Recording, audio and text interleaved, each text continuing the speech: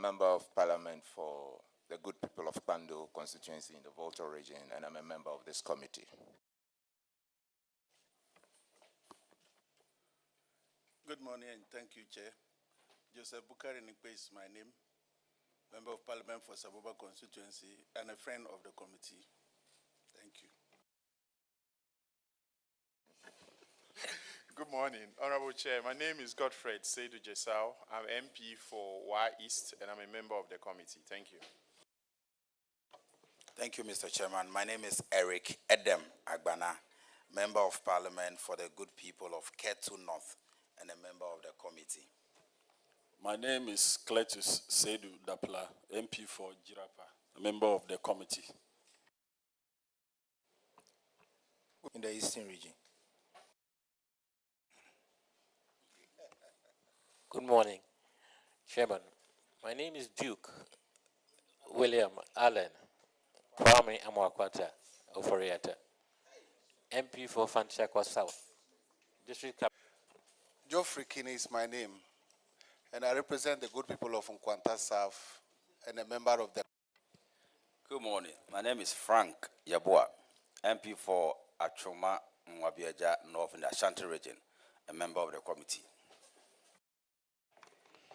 Hello, good morning. My name is Akwesi Kunedu, Member of Parliament for Maisha North constituency and a member of the committee. Good morning. My name is Samuel Atamils, MP for Commander Edina Iguafo Abrem, and a ranking member of the committee, but presiding today. Good morning. I'm Davis Ansan Opoku. Yes, sir. Member of Parliament for Itiwa East and the chairperson of the Public Accounts Committee. Our auditors, could you introduce yourself, please? Good morning. My name is Patricia Dakon, Assistant Auditor General, Audit Service. Good morning, Honorable Chair. My name is Michael Addo, Assistant Auditor General, Audit Service. Good morning, Honorable Chair. My name is Kwaju Treme, Assistant Auditor General, Audit Service. Good morning, Honorable Chair. My name is William Ajay, Assistant Auditor General, Audit Service. Thank you.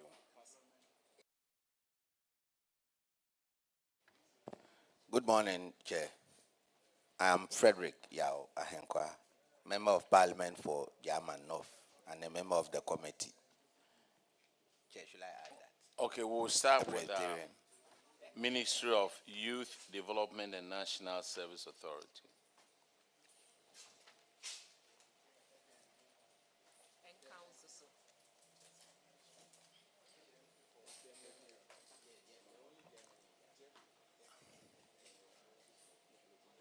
And our clerk, make sure you administer the oath, please.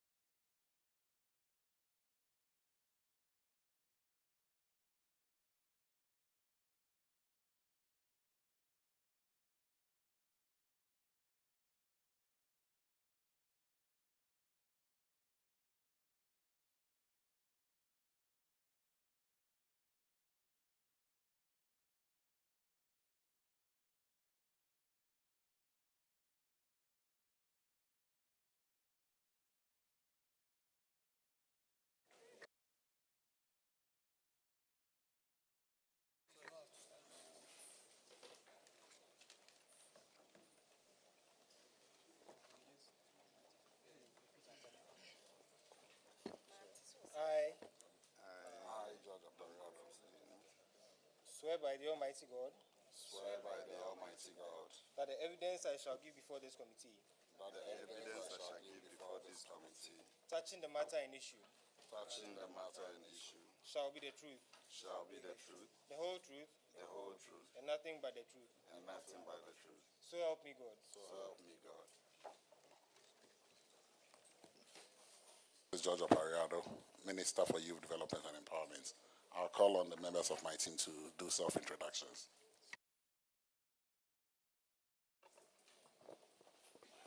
Thank you, sir. I'm Lieutenant Colonel Pengu, Deputy Director General, Programs and Operation, National Service Authority. My name is Donko Fuseni, Deputy Director General in charge of Finance and Administration, National Service Authority.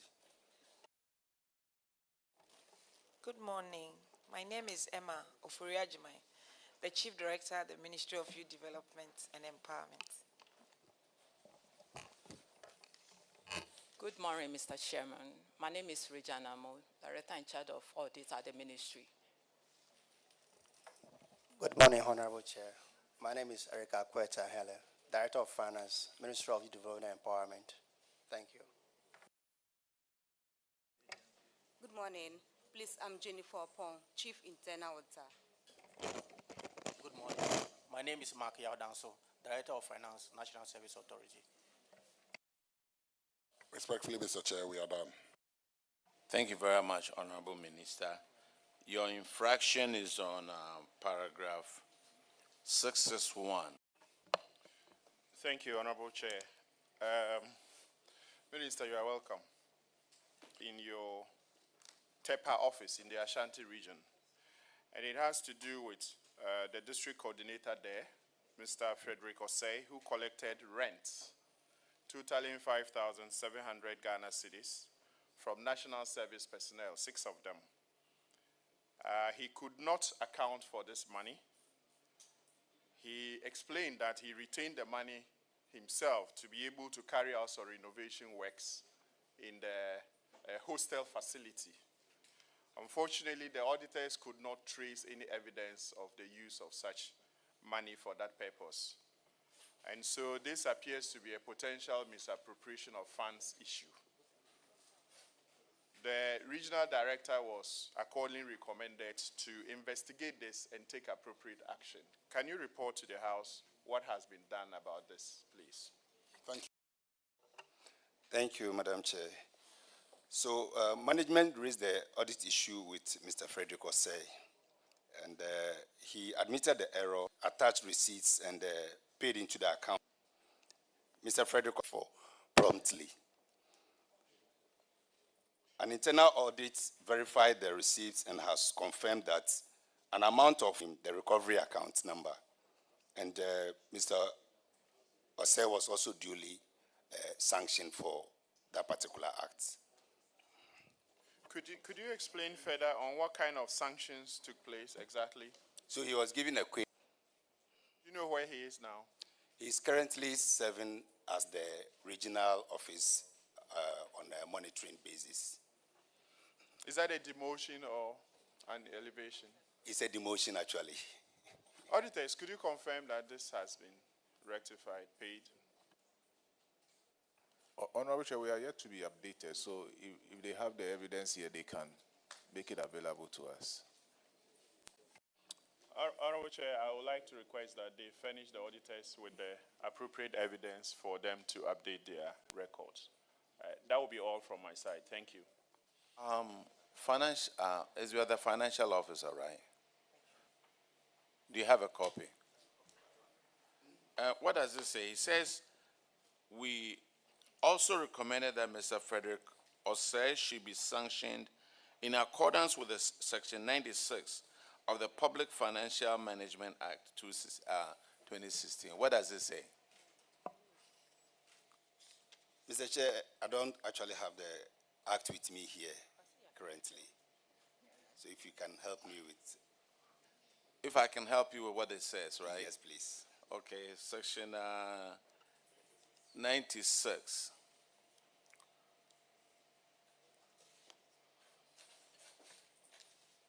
Offenses and penalties. A person acting in an office of an employment connected with the procurement or control of government stores or the collection management, and disbursement of amounts in respect of the public fund or public trust, who, and then it lists a lot of stuff over here. Any person who commits an offense is liable on summary conviction 5 years, or to a fine of not less than 100 penalty units, and not more than 2,500 penalty units. So if you say that you've sanctioned him according to that, anyway. Mr. Chair, we take,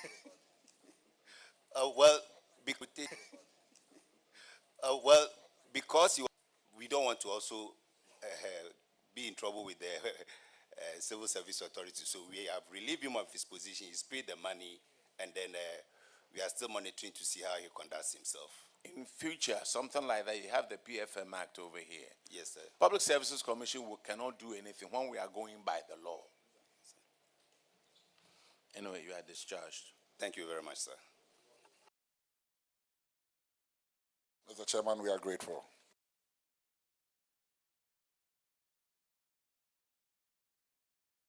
And now we call Ghana Shippers Authority. Ministry of Transport.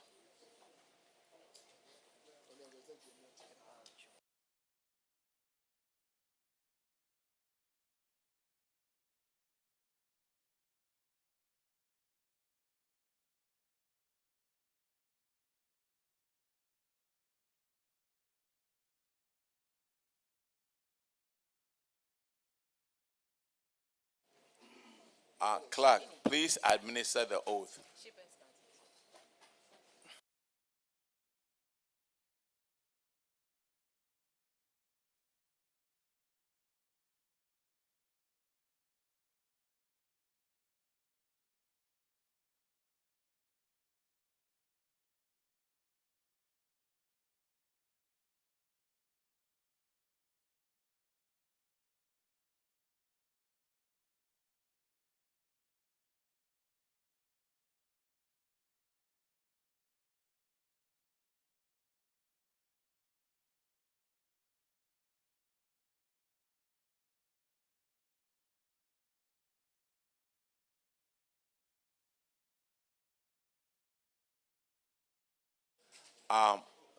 There are other agencies with Ministry of Transport.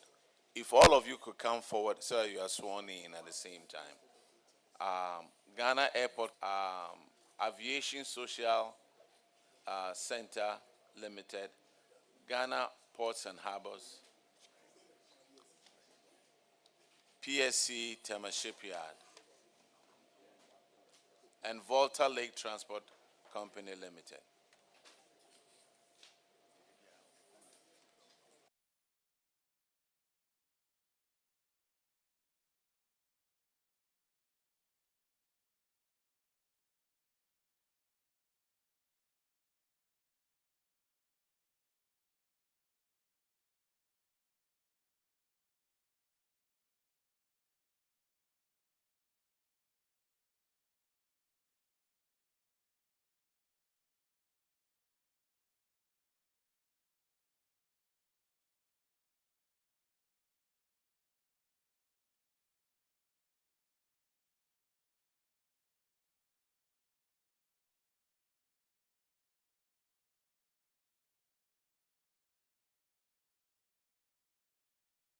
Clerk, administer the oath, please.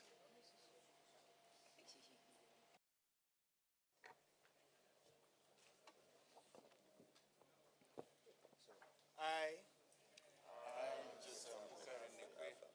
swear by the Almighty God, shall be the truth, the whole truth,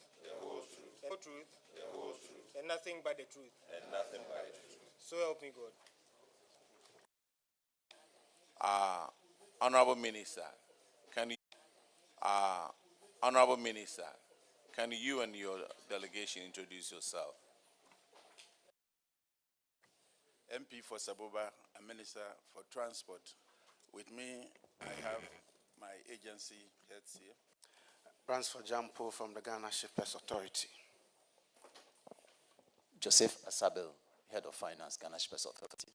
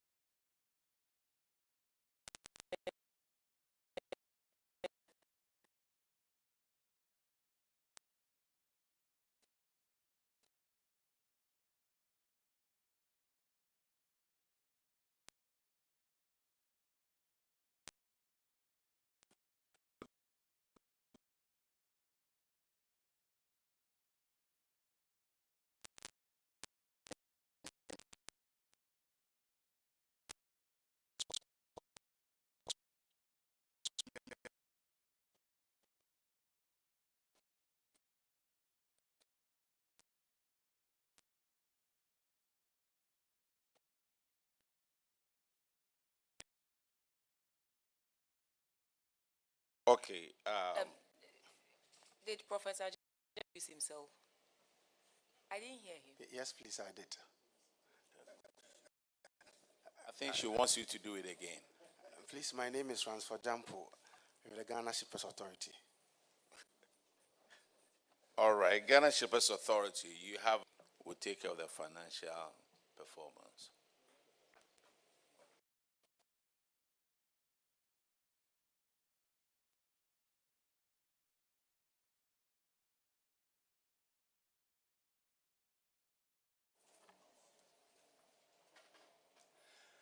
This has to do with, this infraction has to do with, it's been reported that between 1992 and 2003, you bought landed properties from SNIT in the Greater Accra and then the Western regions without title deeds. The Auditor General recommended that you liaise with SNIT to secure the title deeds on the properties to avoid future litigation. Can you give us any update on that? Madam Chair, thank you very much. I would want to refer this to my head of legal and estates to handle.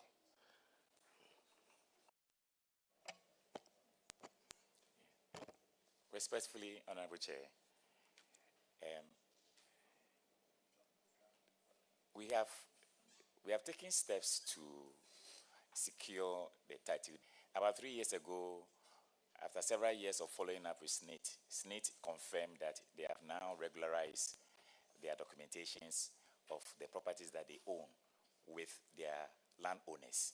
So we should submit strata plans for them to prepare indenture for all the landed property involved, 16 involved. We have done that. We have engaged a consultant who has done that. We are yet to receive the strata plans.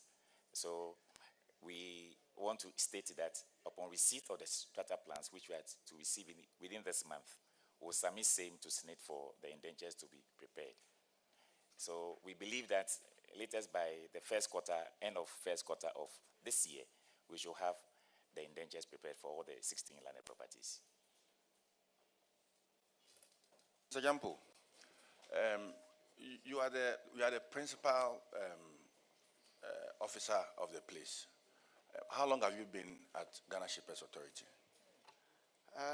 Since March last year. Since March last year. And are you aware as a principal spending officer to ensure that all assets of the institutions are properly recorded? Yes, I'm aware. So when I came, this is the problem I came to meet. I asked to be briefed about it. And the briefing is what has also been presented to this committee, the short briefing. And so we look forward to meeting the timelines where we'll be able to secure the indentures to ensure What that I find intriguing about state institutions and the officer, for us as private persons, if we want titles on our properties, within 3 months, we get it sorted. And 3 years, we are here talking about it. I'm happy that he mentions that within 1 year, 1 month, this problem must be solved. And this is a house of records. And Mr. Mann, After 1 year, 1 month, we want you to come back to this committee, submit a report to this committee, and let us know whether or not you've been able to acquire the titles to these properties. We need that.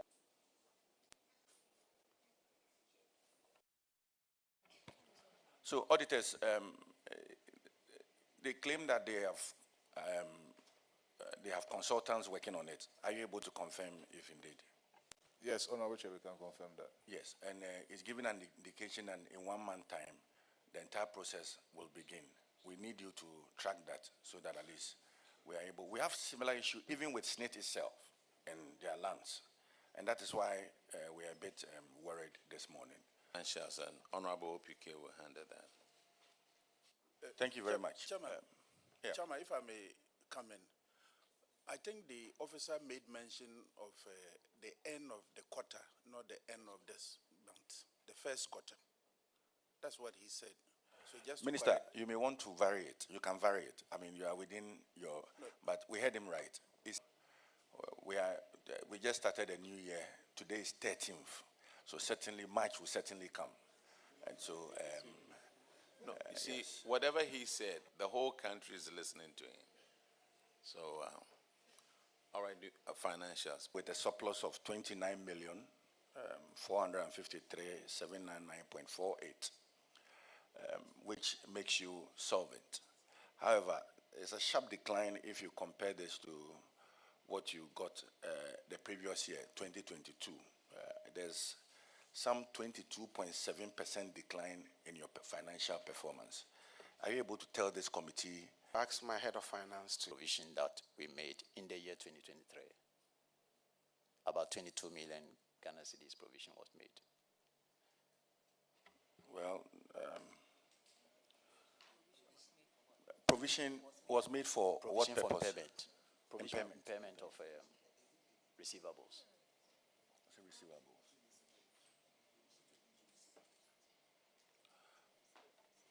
Well, so is there an indication that the current trend would continue, especially with the Please, the trend will change. In 2024, in fact, when you look at the financials, the performance is far better than 2023 and even 2022.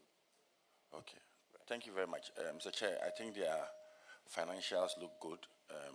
There's no liquidity crisis indicated in the financials, and I think I'll leave that to that.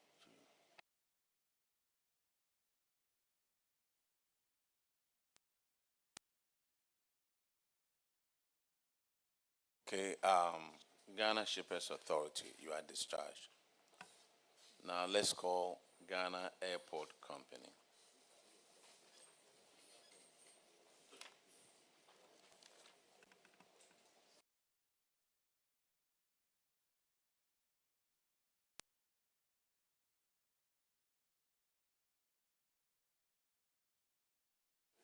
Could you please introduce yourself to the committee?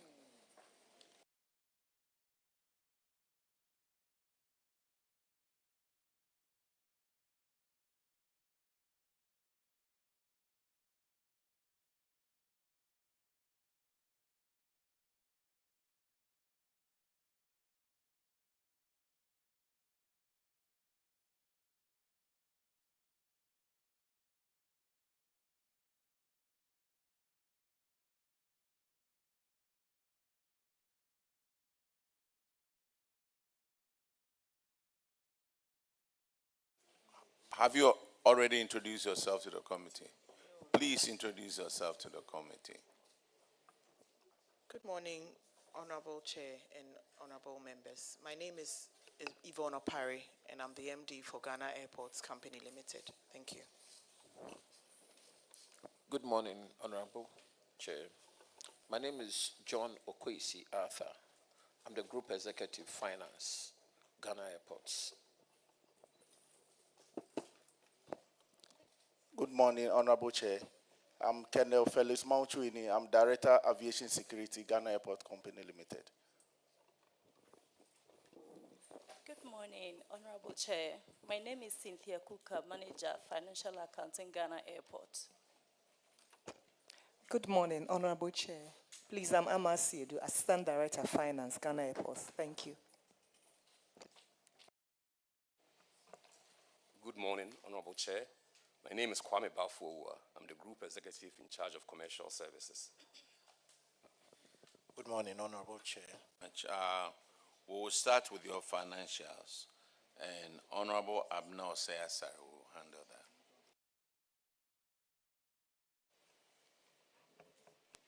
Thank you. At the airport, whilst you prepare to.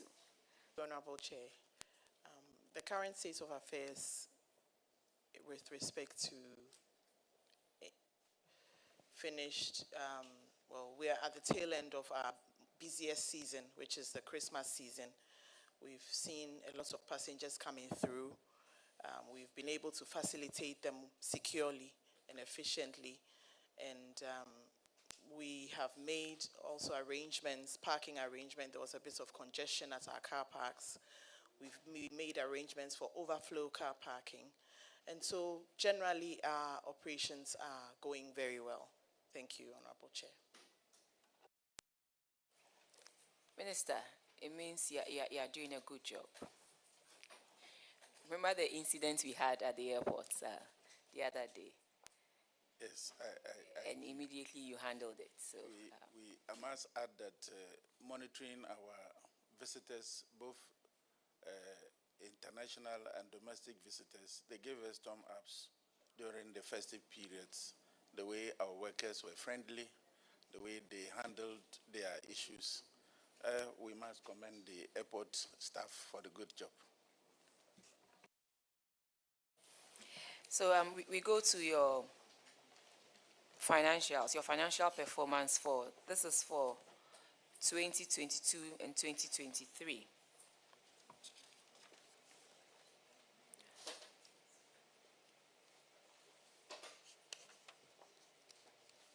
Can you please tell us what goes into your aeronautical revenue? Thank you, Honorable Chair. Aeronautical revenue has to do with our landing fees, parking fees, navigational charges. There are LED lights also on the runway, and then our passenger boarding bridges. Anything concerning airside revenue has to do with aeronautical revenue. The none will be what in particular, please? Yes, ma'am. The non-aeronautical revenue has to do with our land side, which is commercial, rental, car parks, offices, royalties on businesses operating at the airport. That will be our non-aeronautical revenue.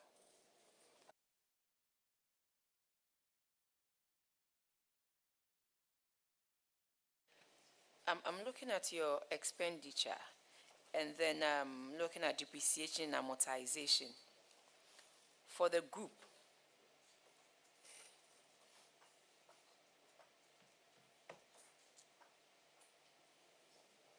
$4,903.71 for the company. Can you explain that? Yeah. Thank you, Honorable Chair. I will defer to our Group Executive Finance, and he will take care of that question. Mr. Chair, we're talking about the depreciation and amortization. The figure for the group is 172,422,000. Respectfully, I'm looking at the report here by the Auditor General.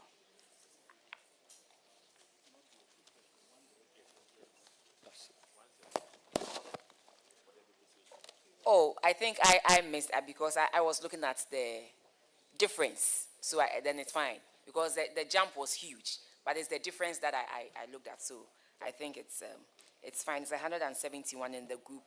It's 166. 166. So yes, I think I'm okay with that now. Thank you. Yeah. A lot of things are dropping. A lot of things are dropping.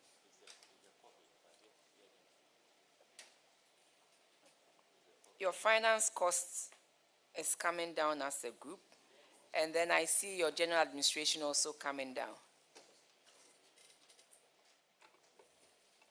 As a group, I'm looking at the group, yes. Can you explain? This is actually as a result of efficient management of our expenses, and also, so that is the reason for it. In fact, within the year under review, what we did was we set certain targets for all departments, and we ensured that we followed it regularly. Thank you. So are you telling the people of Ghana that there's justification in the cost, well, the increase in airport charges, because once they pay, you put... Chair, yes, please. We will manage it very efficiently, and it will be evident to the people of Ghana. Yes, but it looks like people complain, or passengers complain, that your charges are relatively higher compared to other airports. You want to give me comfort in this drop in expenditure, that even if it's higher, you are using it for a good cause. Have you compared your airport charges to the airports around you, and relatively, what can you say? That is ours higher, or does it make it more expensive to travel to Ghana than to other places? Can you share your thoughts? Thank you, Madam Chair. So comparatively, we are about number 4 in the region, in Africa.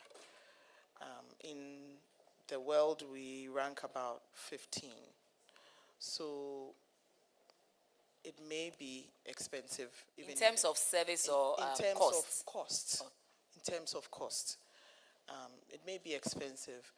However, there are critical infrastructure that we need to implement if we want to see Ghana as the aviation hub. Without those infrastructure being in place, we wouldn't be anywhere near that's way ahead of us in South Africa.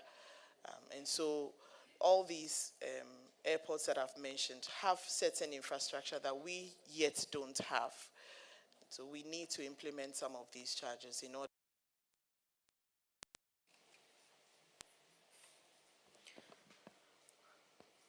In 2023, I think we saw some positives, and I hope that you continue to work hard to reduce your expenditure, work within the funding that you have, and as much as possible, the revenues that you raise. Yes, yes, ma'am. Your loans, tell me, because you have 100% retention on your IGF. How are you servicing those loans? So our loans are serviced from our non-aeronautical revenue and aeronautical revenue. Mainly the aeronautical revenue is what we use to service the Terminal 3 loan. We've since refinanced the loan.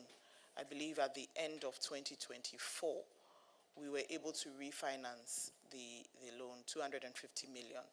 And so now we have better terms on the interest, but now we have it to 4.75. So even though it's 1%, it's quite significant. And we've also increased the tenure of the loan to 8 years from 5 years. So all in all, we are better positioned. And then since the Terminal 3, Ghana Airports Company has also never defaulted once on the loan repayment. And so we are in a good position.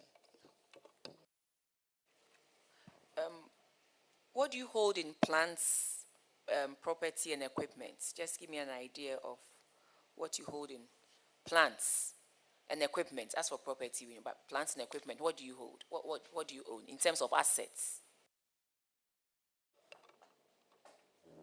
As far as assets, meaning our landed property, we have...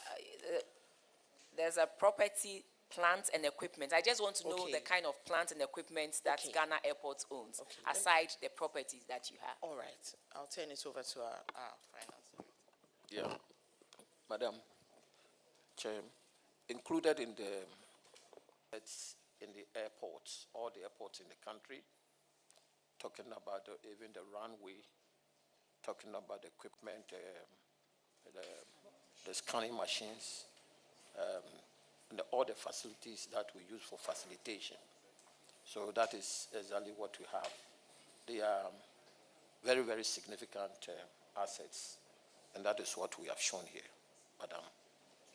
I was thinking you had some small plane that was also going around. That's why I asked. I wanted to, that aside the properties, in terms of plant and equipment, but don't you think it's high time you think of at least owning one for domestic purposes, and that will also rake in some revenue for you? That's just my thoughts, but I think on the whole, Ghana Airport, there's more room for improvement. There's more room for improvement in terms of your current ratio. I mean, the ideal is 1:1. But with the kind of work that you do and what you have been through, the COVID with the shutdown of the airports and everything, you will take some time to recover. But I want you to double your steps and make sure in no time you get to the one, at least a minimum of 1:1 in terms of your current ratio. But on the whole, I wish you all the best. Continue to upgrade your services and make sure we get to that level where everybody would love to come to Ghana because of the services that they receive at the Ghana airport. So on this note, I think I'd like to bring my submission to an end. Thank you, Madam Chair. Thank you. Thank you very much. We have a management issue, and Honorable Duke William Allen Kwame Amwakwata Oforiatta will ask those questions. Thank you, Mr. Chair. Management, the infraction is entitled Payment of Avoidable Fine to the tune of 200,000 Ghana cedi. Impose a fine of 200,000 cedis on the airport company for failing to release information requested by a media house. The inability to release the information resulted in a fine or a surcharge, which is a loss to the company. And what more worrying, poses a risk to the reputation of Ghana Airport Company, because right now you have a very high repute in service delivery. The auditors were informed by the PFM Act that the 200,000 should be recovered from the individuals, which is the MD and the management team. I want to know, has that money been recovered? What is the status of that? Because it's public funds, and it should not have been. And if it was paid, it was unbudgeted for, which offends the Public PFM Act. Thank you, Honorable Chair. Concerning the RTI infraction, the board at the time directed the managing director at the time to plead or appeal to the RTI Commission on certain exemptions that were permitted in the RTI law. And so in compliance and in alignment with the law, which permits state institutions non-disclosure of information, the board at the time directed the managing director, and the information was disclosed, but it was disclosed late.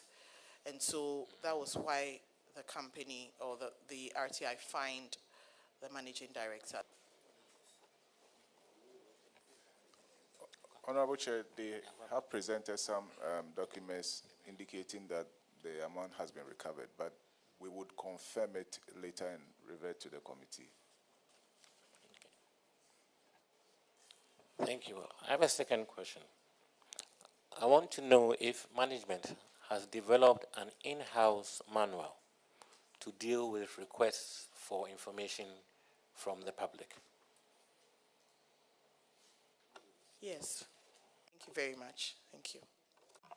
Madam, I have another question over here. Increasing number of weapons and ammunition carried by passengers. This, I think, is really serious. On paragraph 1110, from the auditors. It says, according to the Director of Aviation Security, all cases of the above were referred to National Investigation Bureau for the necessary action. However, the passengers were allowed to board their flights due to the absence of a policy on passengers carrying weapons. Does it mean that they allow them to board the plane with their weapons? Thank you, Mr. Chair. Currently, we have a directive from Civil Aviation, who is the operator, the regulator of the aerodromes in Ghana. And the directive indicates that a person commits an offense if that person carries a weapon or ammunition into an aerodrome or an aircraft for the purpose of traveling without the relevant authorization or declaration to an air operator. So if you do not have the requisite license, you are not allowed to travel with a weapon. And so currently, to that occurrence, there was no law or no act in place. So then they could carry their weapons. At that time, yes, please. Wow. On the flight.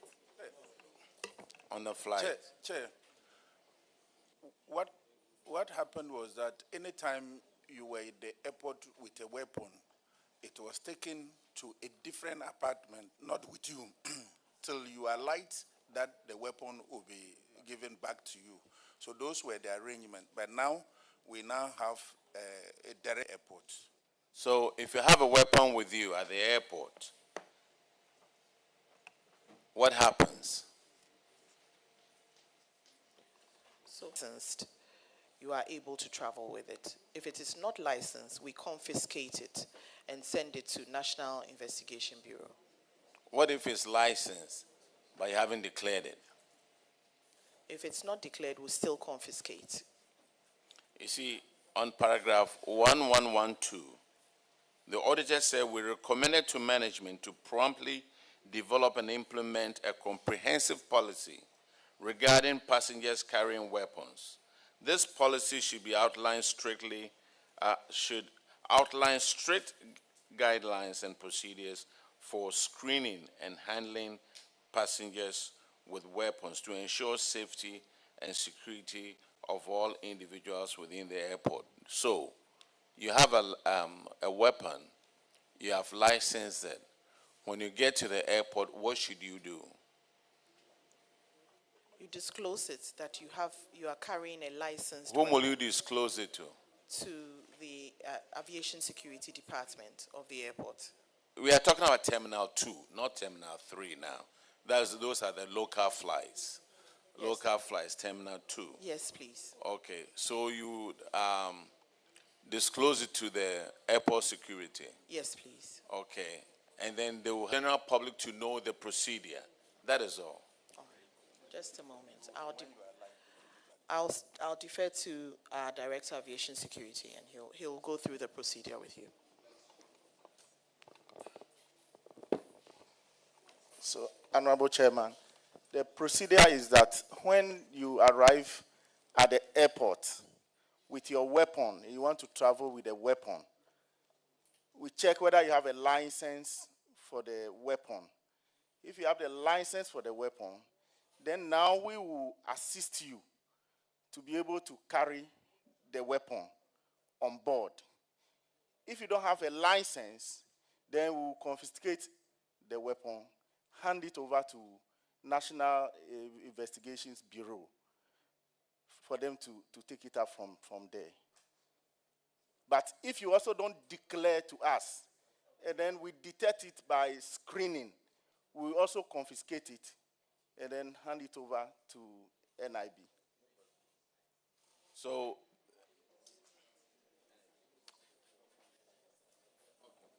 okay. All right. Thank you, Chair.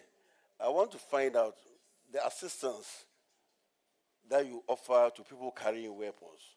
How is that assistance? Is it that they are allowed to board the aircraft with a weapon, or you take it and conceal them at a designated area and give it to them when they alight? Chair, like I earlier on said, when you declare your weapon to the airport security, they will assist you by taking it from you.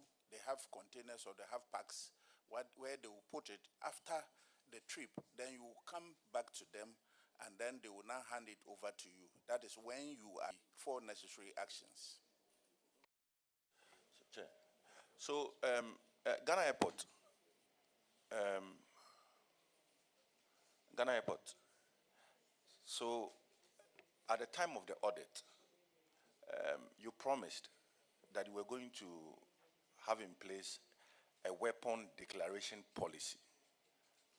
With a yes or no answer, do you have the weapon declaration policy in place? Yes, we do. You do. Auditors, can you confirm if Ghana Airport has a weapon declaration policy in place?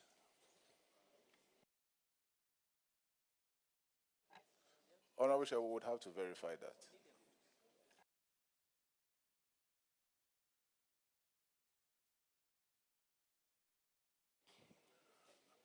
All right. So it's good you have shared a copy of the policy involved, that some 2,077 rounds of ammunition and 20 weapons were intercepted. Kindly use your PR unit to issue a public statement. Let the Ghanaian people know, or let the world know, what it means to carry weapons at Ghana's airport, so that everybody is guided and people are not taken by surprise and all of that. Thank you very much. We'll do so this week. Thank you very much. Yeah, All right. Madam, we have a few sorry. Public interest. Yes, Madam, thank you, Chairman. Madam MD and your staff, thank you. You're doing a good job. But except I'm from Upper West Region. Many people have complained about the cost of domestic flight. What goes into it? Well, if I'm going to Wa, I pay no less than 3,000 to go to Wa, just in a flight of 1 hour, 20 minutes. Tamale, Sunyani, even Kumasi, the distance. So we want to know, even Takoradi is the shortest, but they are complaining. What goes into the price build-up, and what can you do about it? The Ghanaian populace is complaining. Thank you. Thank you, Honorable Chair. The price for domestic tickets indeed is quite expensive. Unfortunately, it doesn't lie in the domain of Ghana Airports Company. It's an airline issue. And so what we can do as the operator is just to engage and appeal that the prices are reduced. Also, because there is a duopoly of domestic carriers, meaning just 2 airlines operating at the moment, if we are able to get more domestic carriers, the competition will force the prices to go down. And so we are working on seeing if we can get more domestic carriers to operate in the country. Thank you. Because, let me help you. And then the flight was delayed. On your face. You even made a comment. Women Airport, Ghana Airport Company. To wait, they will attribute this one to airport. Thank you. Honorable Chair, the incident that happened on Sunday, for example, sometimes there are technical issues which the airlines cannot control. There was a bird strike, meaning a bird had hit the aircraft, and so the aircraft had to be grounded and check and the airline. And so the cancellation sometimes is not within their control. Not that I'm advocating for them, but honestly, some cancellations are technical in nature and it is not within the control of the airlines. But generally, it's possible. There has to be on-time performance so that there aren't frequent cancellations causing general public and our passengers not to be happy with the service. And so we continue these stakeholders. Passengers are entitled to some level of compensation. Is there any policy like that for domestic flights? If not, I mean, I want, and we are live on TV. I mean, the Ghanaian people are watching us. I want people to know their right, so that when there's a flight that is cancelled or delayed, the person can take some action to remedy it. Yes, normally on international flights, long-haul flights, when there is a cancellation, the airline would make accommodation for a hotel and maybe food vouchers, etc. But for domestic flights, 30 minutes flights, 45 minutes flights, there isn't any at the moment. And I must also put on record that all these are airline questions, not Ghana Airports Company questions. The airlines operate it. Okay, so Ghana Airports Company, it's like it's like a landlord, and all the airlines operate within our facility, but we don't regulate their day-to-day operations, and so we can only appeal to them. Thank you. So, Chair, my question. All right. So, in the 2026 budget, the government announced that they were going to create a seamless route from T2 to Terminal 3. Is it going to be a concourse? Is it going to be an automatic tram? What is it that the Ghanaian people should be expecting from Ghana Airport in the year 2026?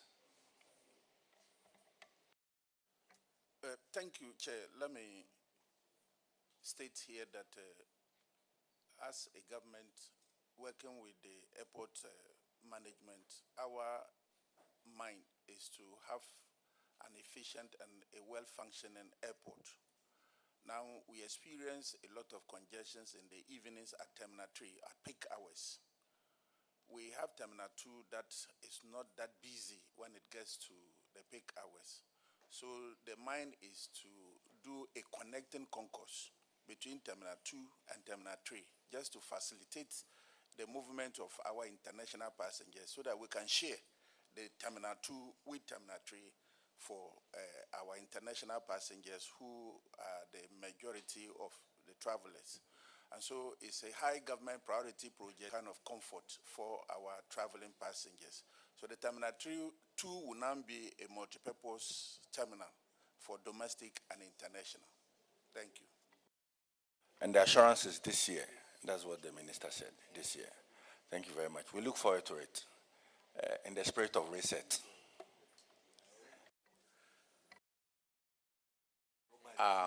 Ghana Airport Company, you are discharged. Now let's call Ghana Maritime Authority.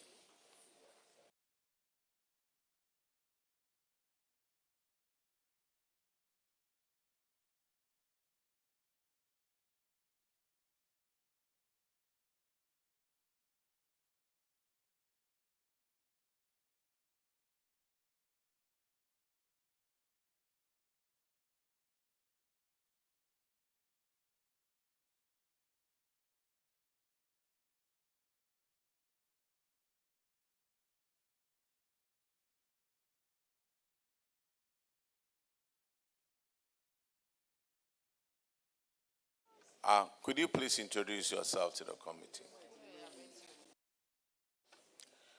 Chair, my name is Naval Retired.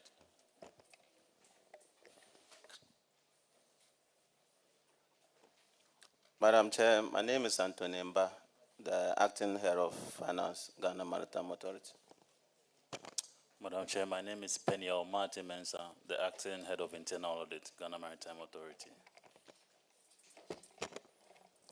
Madam Chair, my name is Issa Kantajare, Corporate Communications Officer, Ghana Maritime Authority.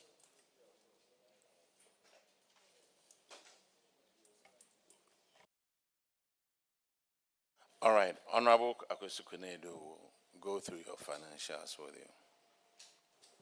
Thank you very much, Chairman. Minister and DG, welcome. Thank you, DG, we will first be looking at your statement of financial performance, and we would want to be looking at the revenue and the expenditure aspect pertaining to the year 2023. That's what we have. First and foremost, what constitute your revenue item? Because there seems to have been about 68% increment in just about 1 year between 2022 and 2023. What are the components of your revenue? Thank you, Chair.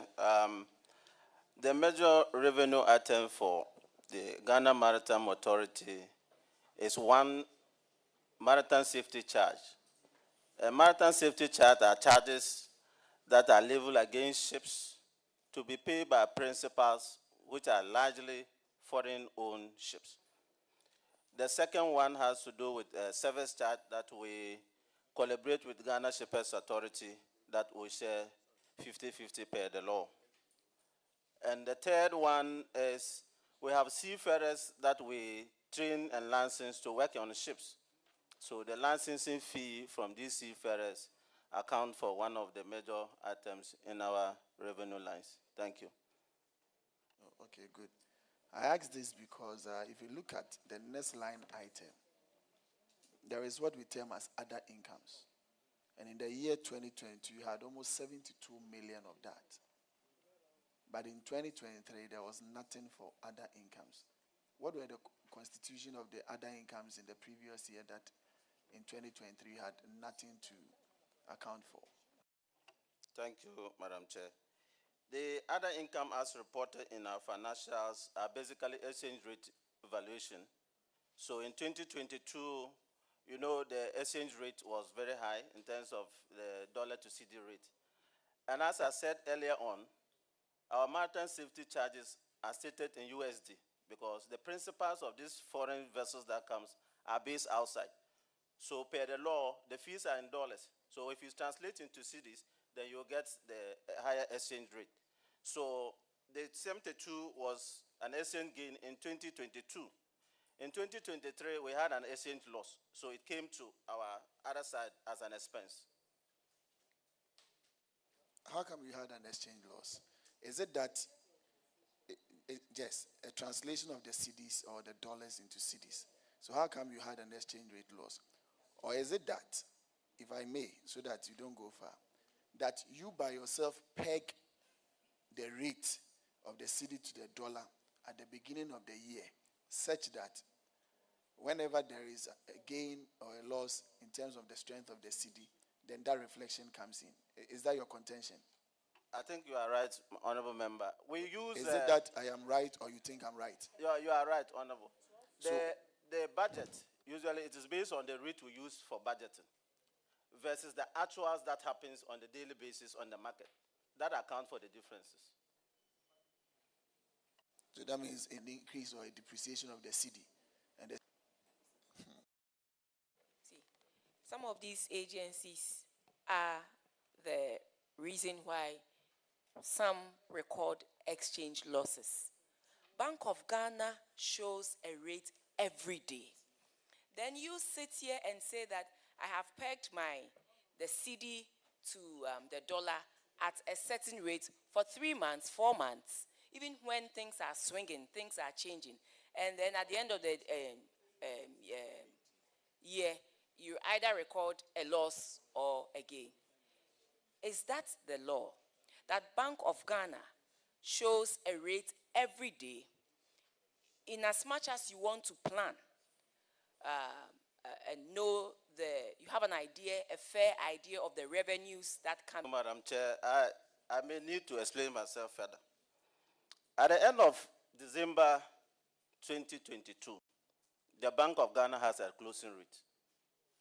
And in budgeting for 2023, we use the closing rate to translate your revenue into cedis. However, the clients are paying the daily rate as published by Bank of Ghana. For accounting purposes, you will compare what was reported in your budget against what has actually been paid. It could be less, it could be more. Because if you translate it, yes, so at the end of 2022, if the rate was 15, January 30th, the rate is, let's say, 12. It is the 12 that the client is paying. He's not paying the 15. But the 15 was what was used to do the budget. I'm not charging them based on the rate that the customers pay. Currency keeps, it's not as strong as we want it to be. And then this is why agencies who interact or do it again, it is fine. But when it's a loss, government loses money. And so I think we should look at this carefully and agree on a measure of our country, because we cannot be doing this to ourselves every day. We come and then we see one agency recording an exchange loss of 2 billion, 3 billion Ghana cedis, all because of a translation. So we are calling on them, companies or agents. Let's because government upon government does a lot to sustain our currency against our major trading currencies. But then if an agency, because and they have a rate that they pick at the beginning of the year, and then at the end of the year, they translate it when there's a gain, when there's a loss, something that really reflects what is on the ground. So, Minister, respectfully, I'll ask that you please help the government. When you sit here and you see the exchange loss, no, it is that you give out at the end of the day. So it comes to these things.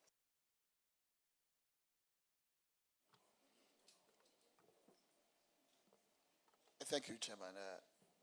So am I to take it that your other expenses, as seen under your expenditure, is what you would also term as exchange rate losses? Yes, Madam Chair. Okay. What are the components of your non-current assets? I am asking this on the backdrop of an increase in your impairment losses on your financial assets, because you are looking at from 8 million to 27 million. That is over 220% in terms of impairment losses. Our non-current assets is made largely from 3 buildings that we are currently putting up in the head office that is just close to Parliament House. We have one at Tema and one at Takoradi. And as a maritime authority, we deal with ships and we do patrols within the maritime domain. So we have about 11 vessels in our fleet, which previously we were not having those kind of vessels in our fleet. So in those assets are the assets that account for the non-current asset. When was the acquisition of these 11 vessels made? It started from largest vessels for search and rescue purposes and oil spill response. So that is accounting for the over 19 million difference in terms of impairment losses. The impairment losses were the revaluations of our receivables, and 2, we had investment with some of the defunct financial companies that the auditors recommended that we should impair for it because the recovery of such investment seems to be remote. But once you put them on your financial statement and you are making provisions for them and you are not taking them off, and you are also not going to have it, it obviously would reflect negatively on the financial statement. So why don't you go to the board for such investment losses just to be taken off from your books totally, because you aren't going to have it and you are continuously going to put it on your books? Thank you, Madam Chair. We have been able to recover one from CBG Bank, and the other one we will take your suggestion into consideration. Thank you. Your finance cost increased over 200%. Is it that you are taking on more loans? Yes, so these 3 buildings that I've mentioned were financed from a loan facility from syndicated local banks.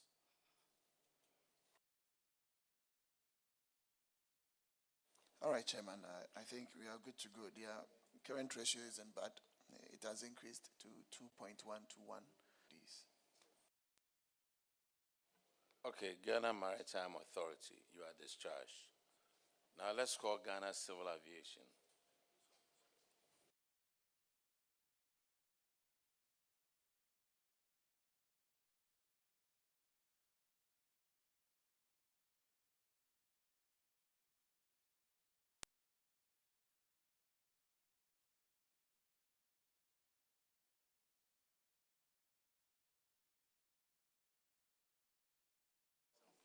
Could you please introduce yourself to the committee? Thank you very much, Honorable Chair. My name is Reverend Stephen Wilfred Arthur, the Acting Director General of the Ghana Civil Aviation Authority. Thank you, Honorable Chair. Thank you, Madam Chair. My name is Theophilus Adonis Ayi-Ago, the Acting Deputy Director General Technical. Thank you. Good morning, Madam Chair and members of the committee. My name is William Afotu, the Acting Director of Finance, Ghana Civil Aviation. Good morning, Honorable Chair. My name is Benjamin Kweku Eshen, the Director of General Services. Good morning, Madam Chair. My name is Gordon Kunkan Nurbare, Director, Internal Audit. All right, now let's go through your financials.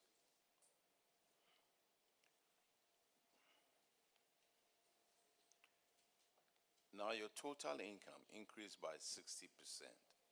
What caused that?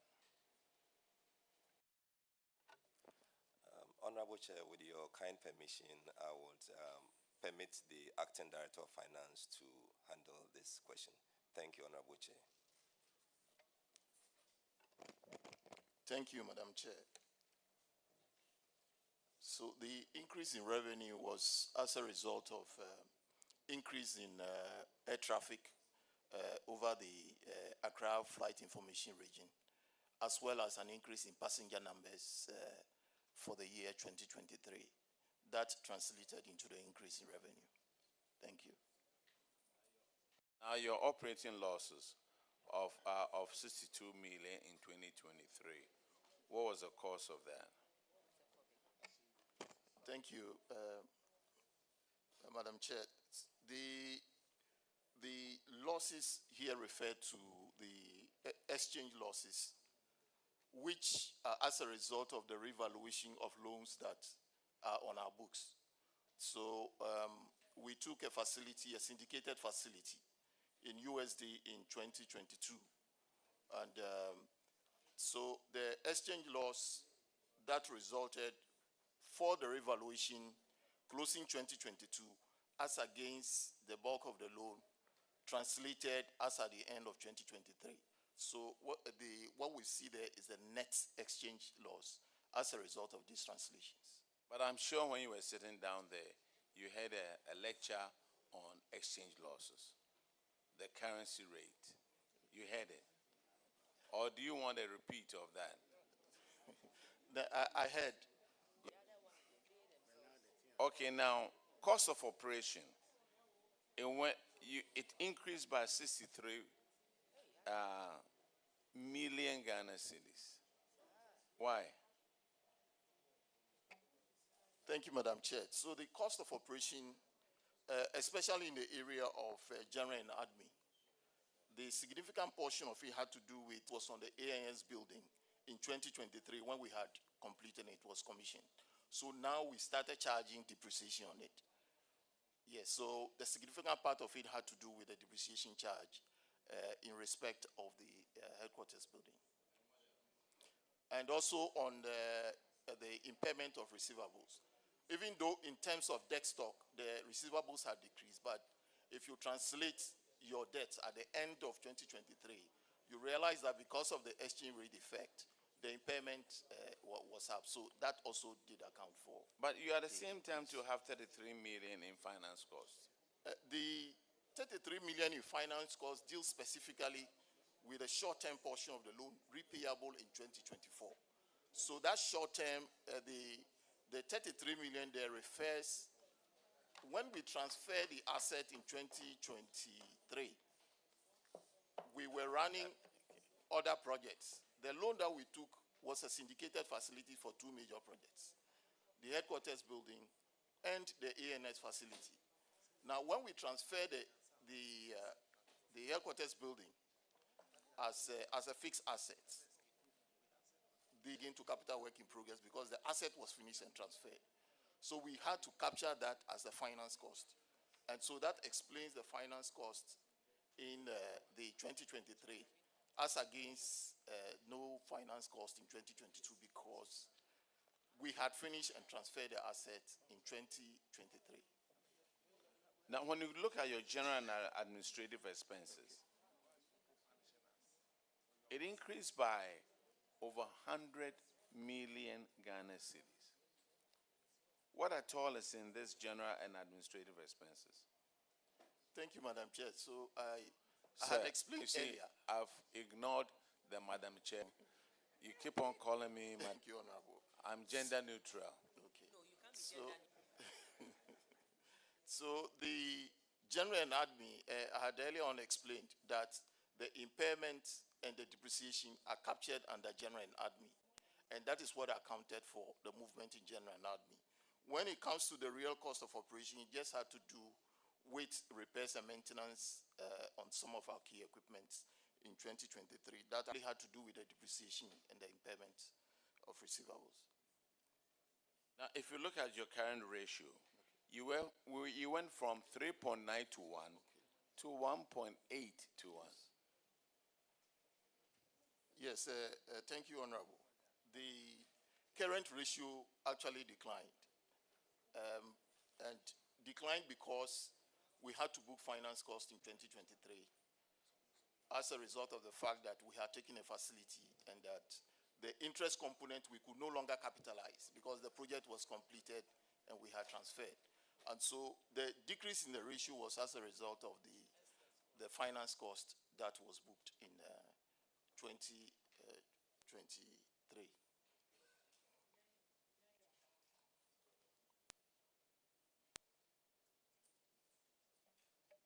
I have quite a lot of questions to ask, but I will spare you that. Okay. Let's go to your management issues. Okay. And Madam Honorable Faustina Elekplim Akurugu will go for the management issues. Thank you, Mr. Chair. This has to do with management issues. 10 bungalows have been abandoned. Can you tell us why? Just to rot.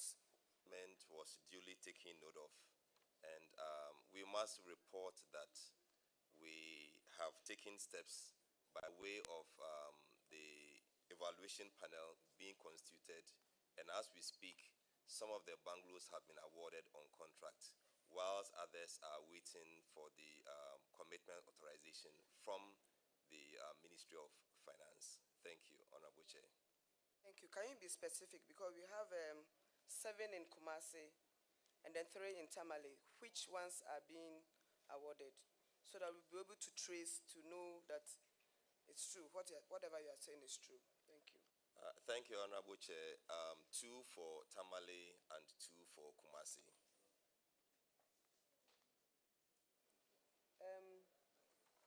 Can the accountants general audit? Sorry, can auditor? Confirm for us.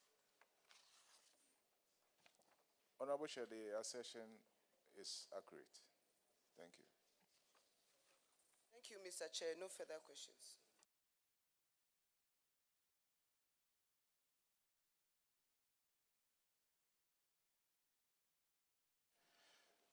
Now, how many of these bungalows have been completed? I have a different view about government bungalows, which I will not espouse right now. How many of them have been completed?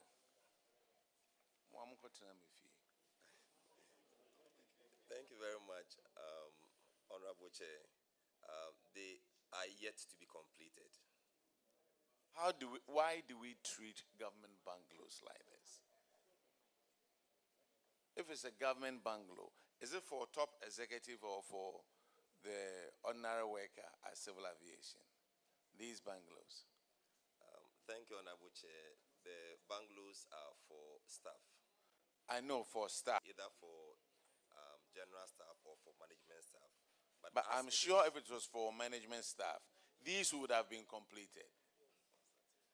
Honorable Chair, we have taken good note of your concerns and we'll continue to do the needful. Master, the general staff that works for all these big companies, when you see the accommodation, but if it's a big man that needs to have 13 air conditions in the house, that building will be completed in no time so that the big man will live comfortably. If you don't like those buildings, give them to me. I'll renovate them and rent them.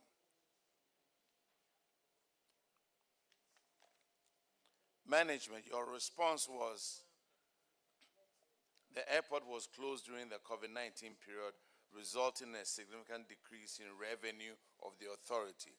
Therefore, budgetary constraints led to the inability and authority to locate funds for the repair and maintenance of the bungalows. Oh, so when do you envisage this renovation will be done? For two of them that are in progress in terms of the documentation, hopefully by the first half of the year, and then the remaining will be done or completed before the end of the year. Before the end of the year? Yes, Honorable Chair.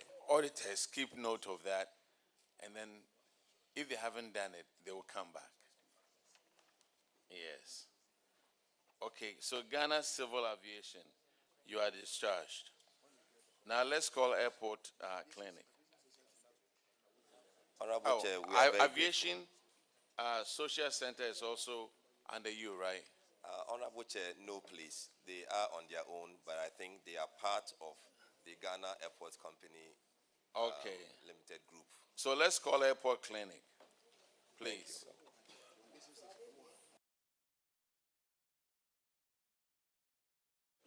Is Aviation Social Center also here?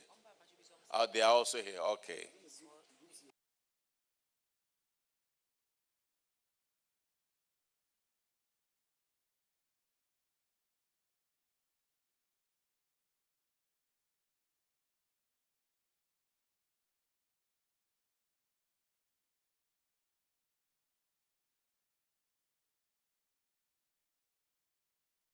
Please introduce yourself to the committee. Thank you, Honorable Chair. I'm Dr. Kilian Buampong Konam, the Director of Health Services for the Airport Clinic. Thank you. Thank you, Honorable Chair. My name is Thomas Amia, Director of Finance, Airport Clinic. Thank you, Honorable Chair. My name is Bright Edubonsu, Assistant Manager, Finance. Thank you, Honorable Chair. My name is Alex Kisi, Administrator of the clinic.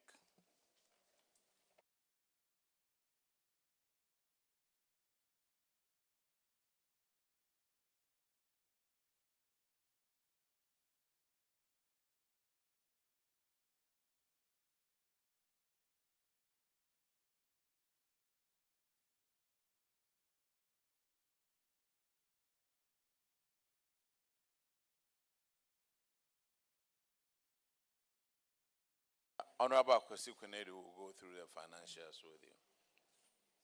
Thank you very much, Chairman. Doc, welcome. Thank you very much, Honorable. Just two quick ones. I mean, your financials look good.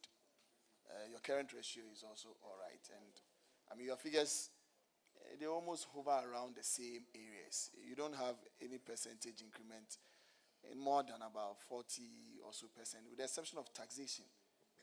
And those are those provisions, the taxation figures you have in it, because in 2022 you had 535,000, and in 2023 you had 303,000. Are those provisions that you raise in the account or the actual payment of taxes?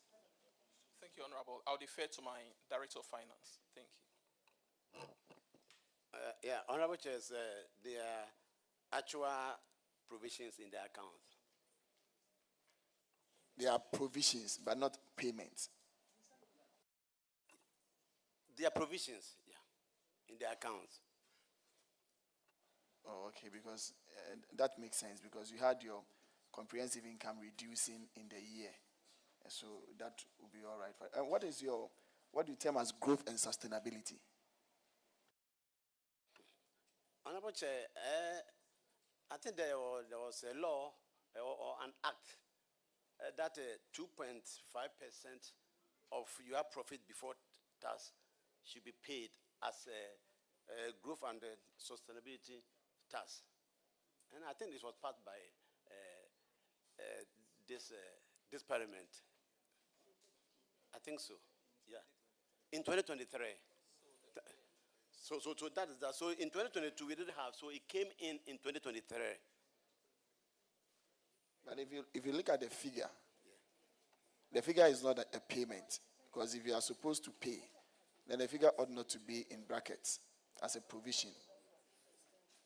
But it's in a bracket as a provision. Honorable Chair, it's an expenditure item. Yes. It's an expenditure, and it ought, I mean, if you put it under the expenditure, you probably don't have to still put it in parentheses. That means you are making them as a provision of non-payment yet. If you agree with me. Honorable Chair, in the preparation of accounts, once you get your profit before tax, anything that comes, supposing we don't have that, then anything that will come will be the tax profit after tax. But this one is additional tax, so that's why it's in brackets. So it's an expenditure item. Thank you. Last, your comprehensive income. I mean, the reduction is very huge, but there aren't any reflective expenditure increments that should have occasioned almost 1.3 million down to 296,000. If you look at the statements we have in front of us, there are no corresponding expenditure figures that ought to reduce that amount. Because in 2022, your total income was 27 million and 2023 was 26. Your expenditure was still the same, 25 million, 25 million. So to reduce in that excess, I mean, that is very huge. What is accounting for that?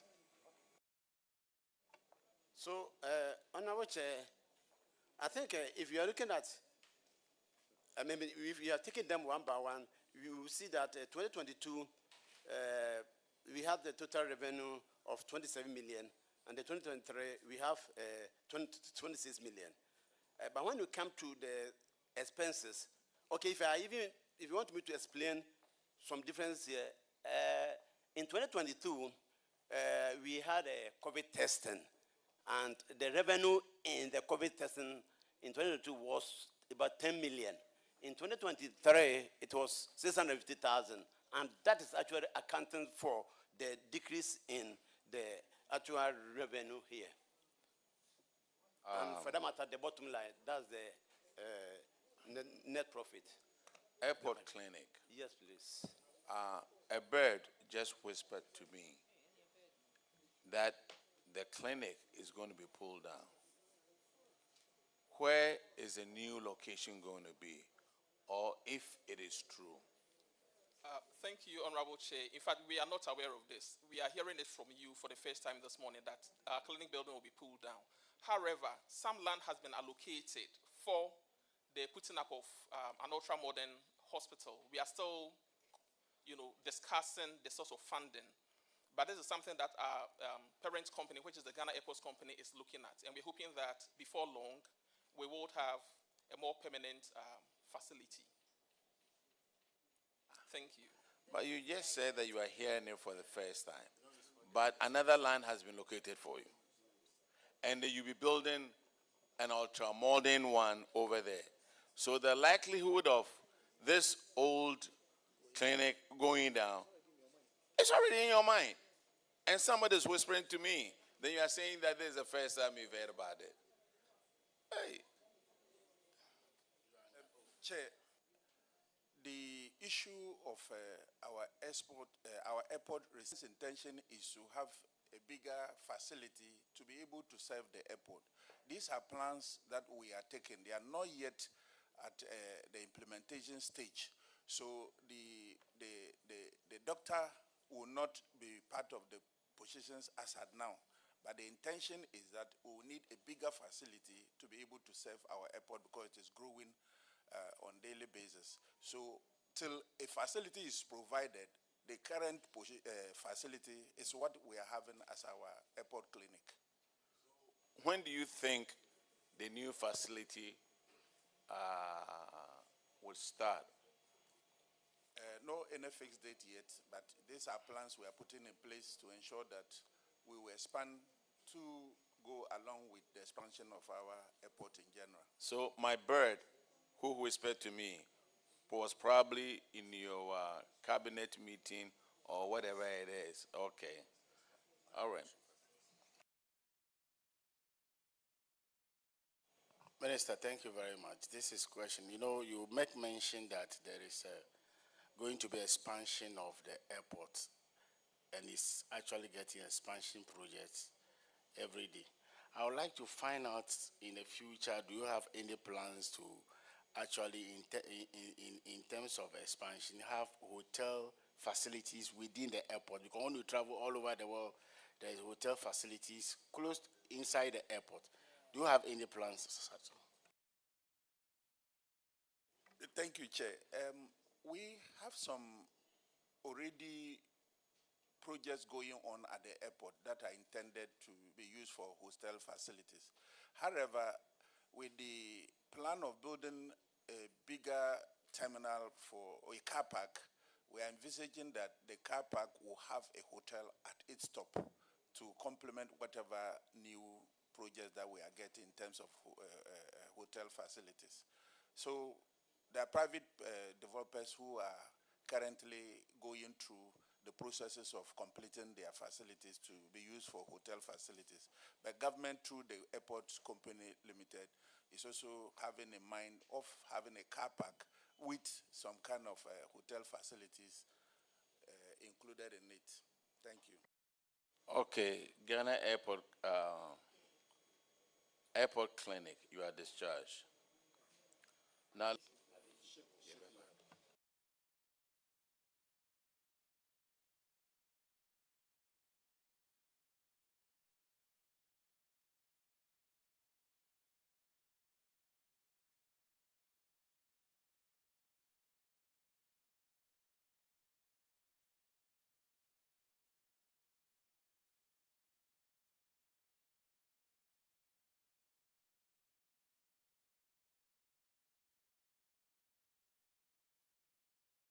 could you please introduce yourself to the committee?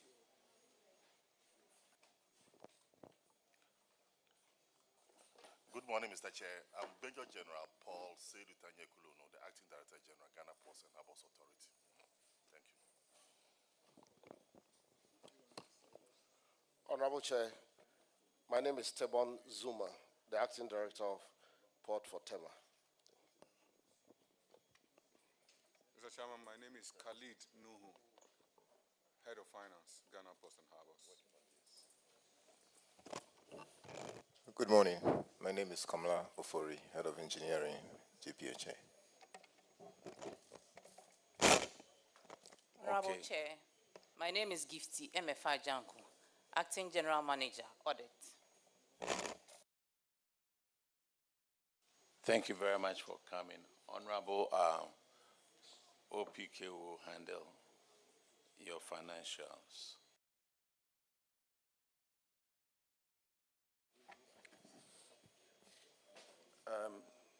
Thank you very much. And looking at your financials, and it indicates a very strong and revenue-generating agency from the position of your operational ability than more of a distress. And we see your continued ability to generate significant operational income, your capacity to meet recurrent expenditure, and there's no indication of insolvency or liquidity crisis in the audit narrative. However,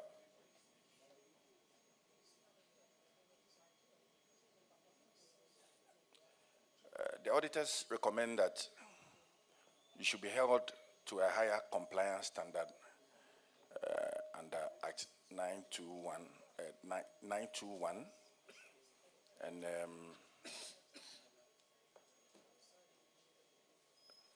so basically, I think that you are performing well. I don't see anything. Just that we expect higher demands from your end, and I want to commend the management for that, and also to commend the minister for this. Thank you. Thank you very much, Honorable.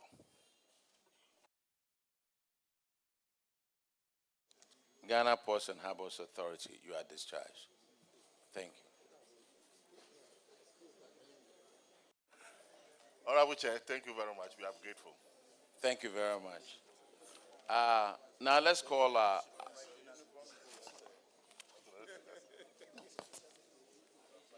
Let's call Aviation Social Center, please.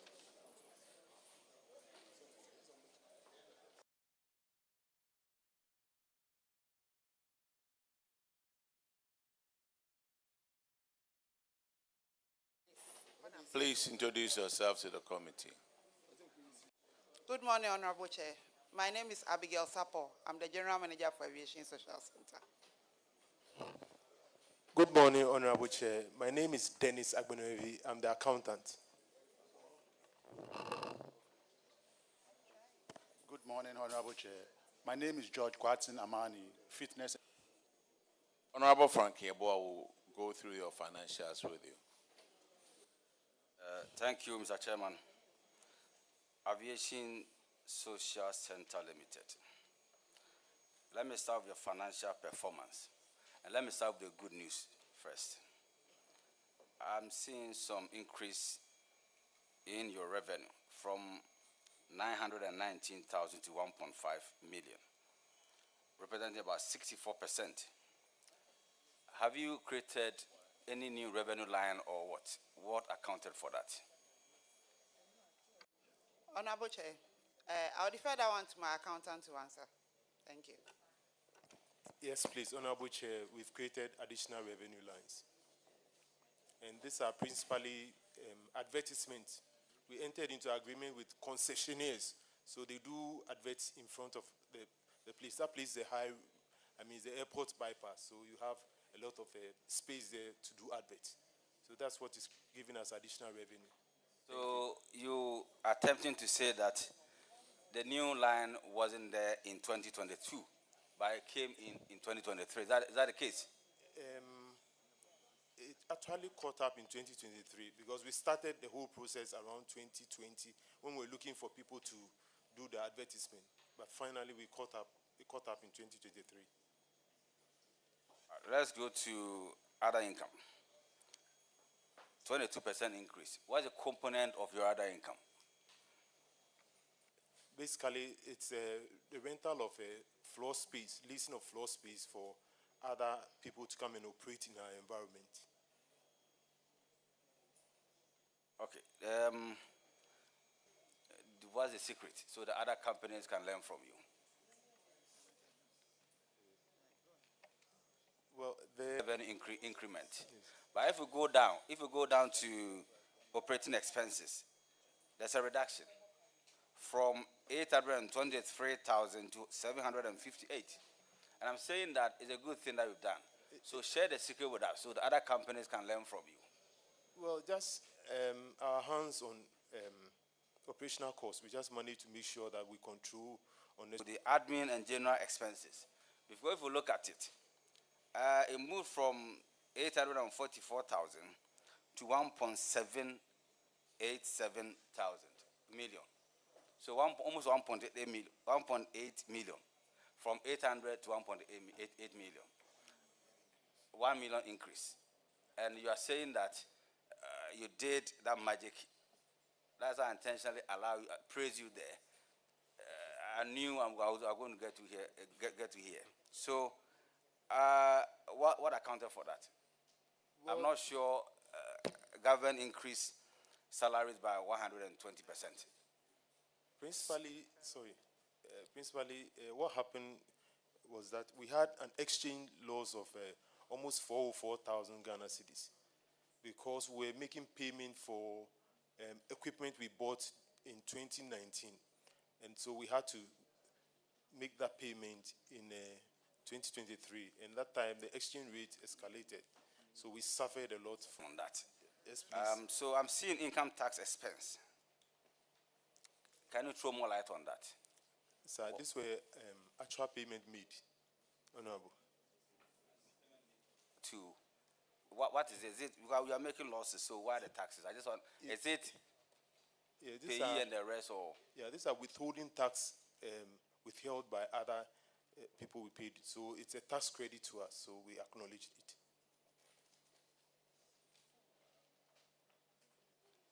In 2022, you made a loss of deficit of 288, and that has increased to 649,000, an increment of 124%. How are you correcting this?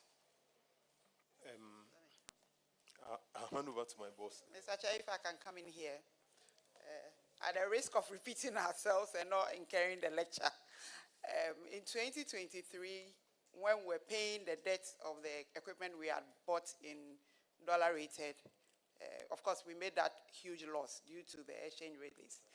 But by 2024, 2025, we have finished paying for the equipment. So going forward, we know that we will not be incurring this sort of huge losses because now we finished paying, thank God. Which year was the machine acquired or procured? Late 2019. Madam. Yes, sir. Yes, ma'am. Respectfully, we don't enjoy giving lectures, so we just talk about things that we are representatives, and then when we get those conversations going and there are any suggestions, we call that, we all sit together and see how best we can do it. So it is not to believe that everybody here maybe should have been working in his or her constituency, but we have been given a task to do. So we don't enjoy giving the lecture. We all work together to make our country a better place. I'm so sorry. I didn't mean it in that way. I was making a jest. Now that your apology has been accepted, can you go back to tell me when the machine was acquired, please? Machine was acquired late 2019. We did some renovations in the gym. Just after we finished the renovation, and we're hoping to open 2020, COVID hit. So we closed down for the greater part of the year, 2020, almost in 2021. So we couldn't make payments, unfortunately. The plan was that we paid for the machine in 2 years. What's your current relationship with your creditors? So currently we finished paying. Honorable, it's fine. It's a good relationship. You are showing a current ratio of 0 to 3, meaning that you find it difficult to meet your current liabilities. That's why I asked that question. And if you look at your current liabilities, it has increased by 39, almost 40%. So practically, I want to know your relationship with your creditors and how you are managing them, whether you'll be able to pay them or not. Yes, please. We are able to pay them as and when the liability is due.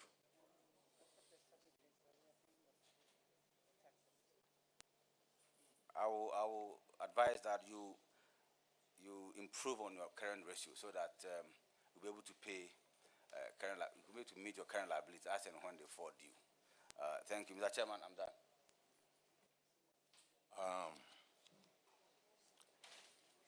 Civil, the aviation center, is that the one by the airport over here that I drive past all the time? Yes, Honorable. Hey, Honorable Edam Agbana has a question to ask.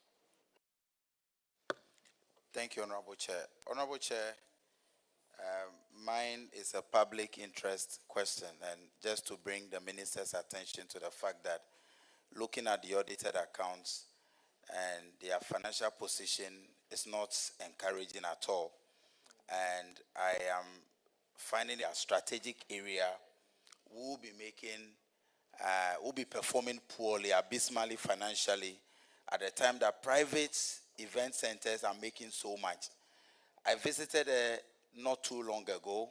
We may have to look at maintenance of the facilities and how well properly facilities are kept, and maybe through minister engage cabinet to ensure that state institutions that host all these end of year events and what have you, instead of patronize the event center, so that you'll be able to regain some financial strength.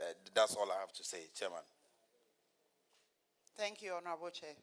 Thank you very much. I think you hit on management.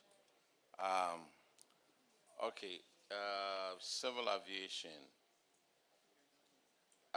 Aviation Social Center, you are discharged.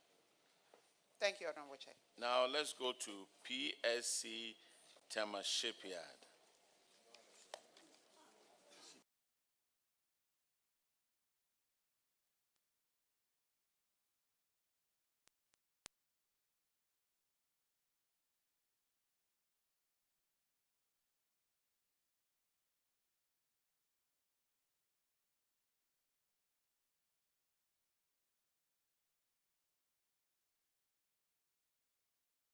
Please introduce yourself to the committee. My name is Alhaji Osman Suleimana, the CEO for Tema Shipyard. My name is Peter Mensah, Deputy CEO. My name is Fred Fenting, Head of Finance. My name is Nuruddin Yusuf, Head of Cost and Billing. Samuel Chea Asante, Legal. Okay, we'll start with Honorable Duke Allen with paragraph 1175, please. Thank you, Mr. Chairman. We'll start with your financial position, or financial performance, please. The company seems to have turned around over the last 2 years, and I commend you for that. Government is also very keenly interested in promoting that business. Your revenue dropped by 3.6%. However, other income went up by 127.2%. Can you let us know why? Honorable Chair, with your permission, I would like to ask the Head of Finance to respond to the question, please. So, Honorable Chair, so for the revenue that dropped by 3%, we have 4 revenue line items. In 2023, we were able to generate revenue for all these 4 line items. However, in 2024, revenue from engineering jobs and FOQ, there were no revenue generated from those line items, accounting for the decrease in revenue. However, the overall position for our major revenue generating income, which is ship repairs, between 2023 and 2024, there was an increment. When we come to other income, you rightly said there was 127% increment, which was right.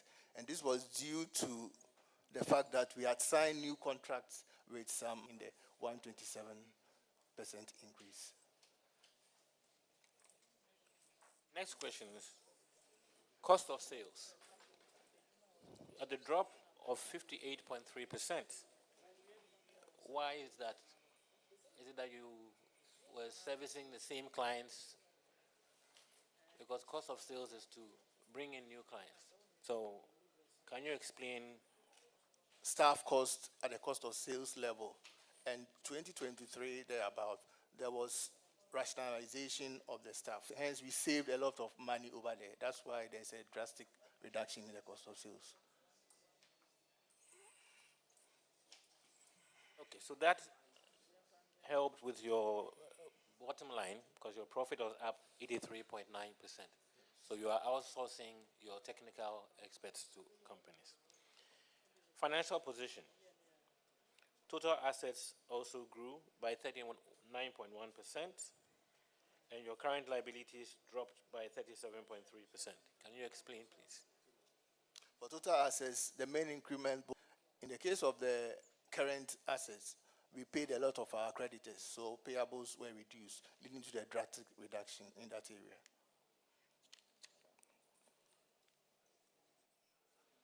Mr. Chairman, it's interesting to note that they've done very well, that their current ratio moved from 1.3 to 1 to 3.1 to 1, and you should be commended for that. One question I have. What steps did you take in 2024 that would help your bottom line in 2025? What major steps did you take? What initiatives did you take that will help in 2025 performance? So generally, we were very cost conscious. Overall, we were very cost conscious. And as I already said earlier on, we have moved most of the staff to the contractors, the subcontractors. So labor costs has reduced drastically. And this, we hope it will increase the performance for 2025. In fact, we have performed well. We read somewhere in the news that the government of Ghana was partnering Malaysia. Well,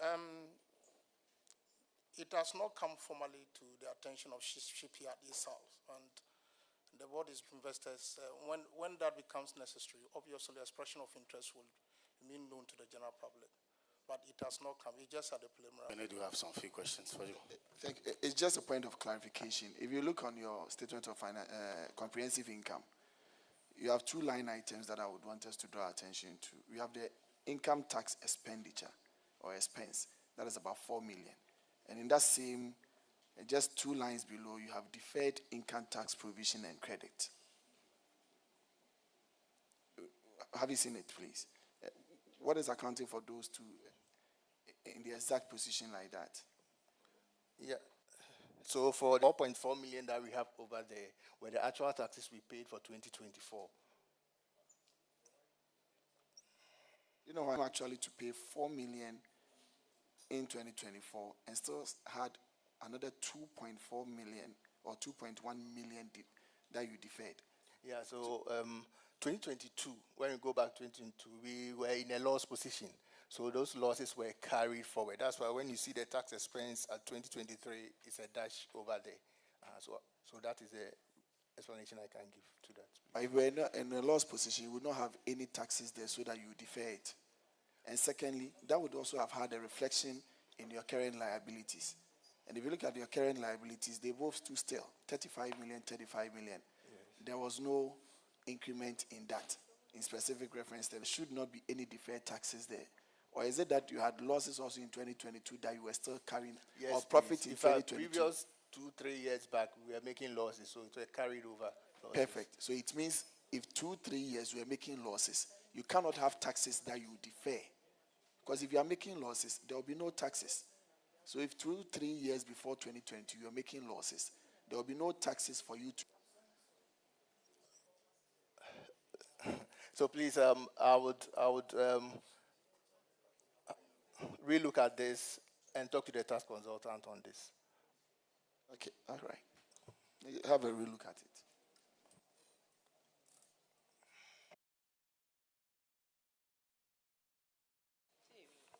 Okay, the next infraction is from Honorable Cletus Depala. Thank you, Chairman. Yes, Dombo, I'm from Dombo's hometown. You do only 14% there. Honorable Chair. Did you say 14%? Yes. They have to come and do a lot there. Anyway, Chairman, this infraction has to do with some enforcement. Two of your customers defaulted. There was a court enforcement that you recover some money to the tune of 470,000 United States dollars. Can you explain what you've done so far in terms of recovering this amount? Mr. Asante to respond to the committee. We have filed processes in court to have the matter continued. For one of the first of it, we are going through with it. We are at the stage of hearing the matter, and virtually we will say we are in course to make sure that we enforce the debt.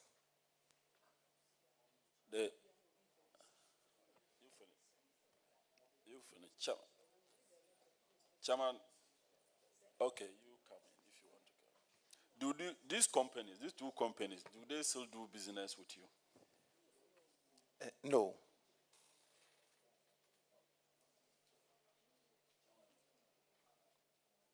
The legal officer, do you have any idea about the Public Financial Management Act 2016? Yes, I do. Section 91. How long have you been, dilly-dallying with these people for 470,000 US dollars? So there was a form of a settlement agreement with the company, and they were looking up to it that they could make the payment in installment, but at a point it was defaulted. Then Counsel, with all due respect, that wasn't my question. How long have you been playing around with these people? So the case with the last of activities was in 2023. Then in 2024, the legal officer then commenced with the process to enforce it. But why can't we enforce it? The court ruled in your favor, right? There is no conclusion yet for one of them. But for one, there was a settlement agreement, and we are taking steps to enforce it. The settlement agreement for how much? For about $240,000. Why can't we enforce it? So we've taken steps. An entry of judgment has been filed. We are taking steps to ensure that leave is granted by the court. Then we can attempt settlement. We can attempt enforcement on the companies. Minister, on the Public Financial Management Act 2016, Section 91, it says collection and receipt of monies due public corporations. The board of directors of a public corporation governed by this act shall ensure the efficient management of financial resources of the public corporation, including collection and receipt of monies due to the public corporation. Number two, where a public corporation willfully or negligently fails to ensure that monies due to the public corporation are collected or received, the minister shall, upon the recommendations of the Attorney General, Auditor General, withdraw or suspend the emoluments of the members of the governing body of the public corporation, either jointly or severally. I am being seeker, so nobody is collecting it. When did you enter the settlement agreement? It's to the best of my recollection, I think it was somewhere in 2023.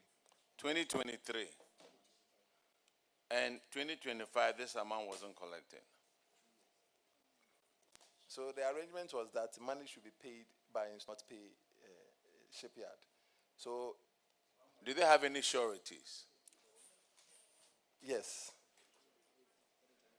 Why don't you fall on the sureties?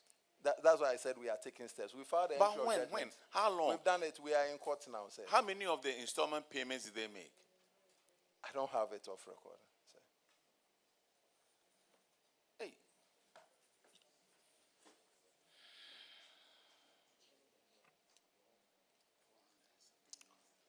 It's 470 Donald Trump dollars. 1,000 Donald Trump dollars. And these people owe you shipyard, and we are playing around with it. Okay.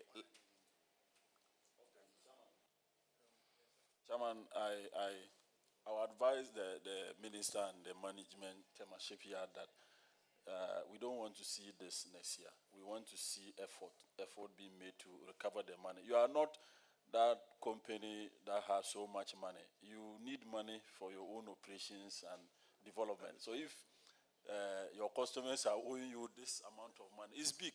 470 United States dollars is not small money. 1,000. So you have to make effort to collect it. It will help the company to run. Thank you. But we don't want to see a repeat of it.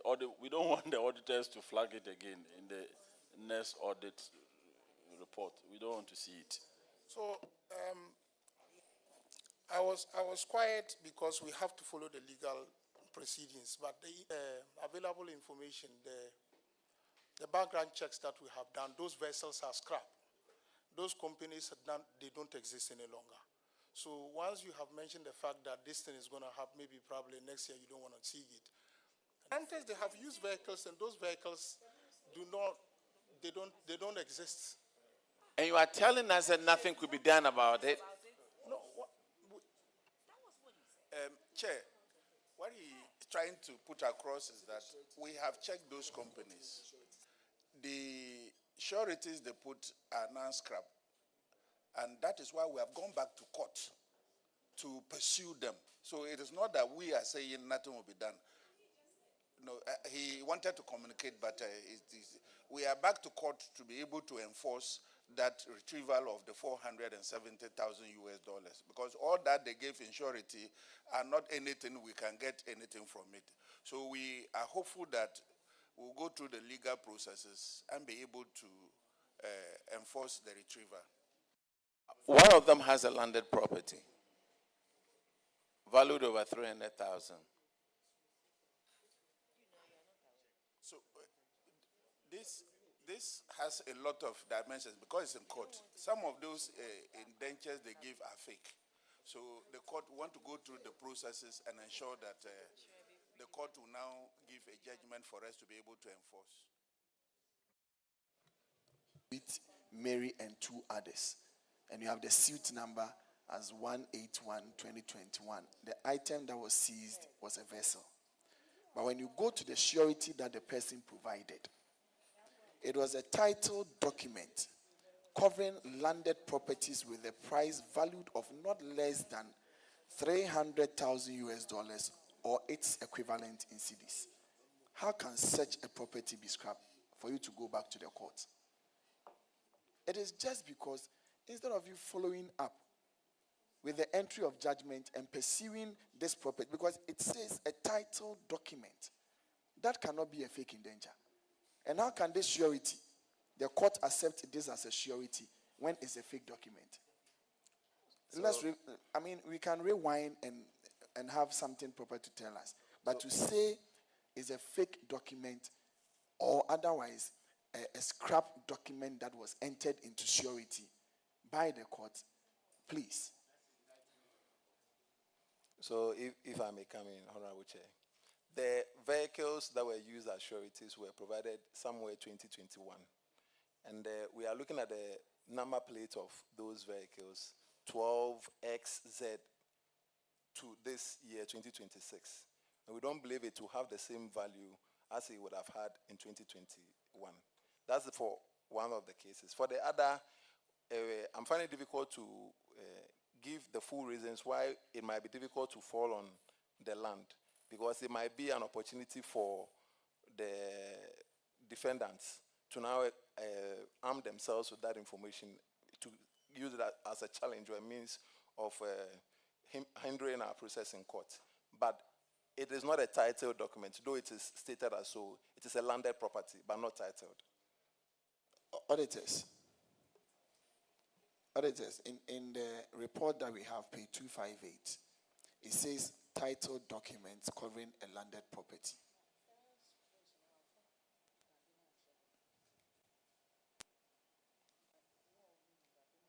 But Liga, have you cited any of these documents? I have.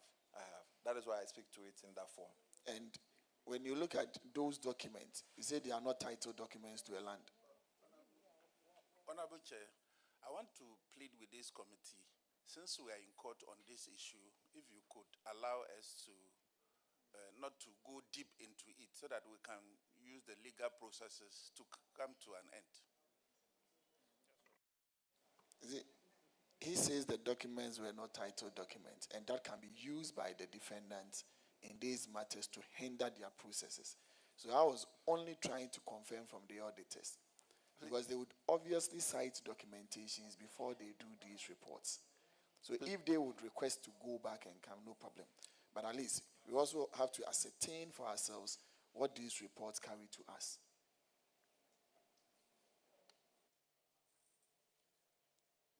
Honorable Chair, we'll still stand by what we have in the report until they are able to prove otherwise. Minister, you see, that is why we sit here. We want some of these confirmations, because you see, it is our duty and your duty. It is our duty and your duty. It's just that we just have to be following up on some of these things. At times, even going for the leave of court to establish some of these things for enforcement and the rest, we find them as cumbersome and we just leave, trying to do background agreement. Liga, please. Please, I just want to give the expression of titled document. It's legal, and it means that the person has gone through the full process, has the documents registered, and has been issued with a certificate. But once the person has an indenture over it, and it's in his name, it's still a landed property with documents covering it. But you can't use that legal term to qualify it. That was just what I said on that one. And Were once these sureties? the court, okay. Then we've been in court. Even in November, we were in court to follow up on it. And in February, we will be going to court to pursue the matter. So it's just that sometimes you can't have your own way in court to determine the days in which your matter will be heard as quickly as possible, but we are in court pursuing it. Were these sureties provided to the courts? This is a maritime matter, and it's treated differently, unlike other matters. And you could technically say it was provided to the court, but depending on the agreement that is given, it can be given to the other party, the plaintiff, to make sure that it's enforced, but the copy of it has to be kept by the court. So the court would have to accept these sureties? Yes, based on what the plaintiff is able to accept. So the plaintiff would have to accept, regardless of. So this is how it goes. The court would give, you would apply for it to be the vessel to be seized, and when it's seized, the other party comes in with some kind of surety for the vehicle to be released. Then the court will look at the conditions to be met for the vessel to be released. So if the person brings any form of property that the court justifies as adequate to guarantee the release, then it is done.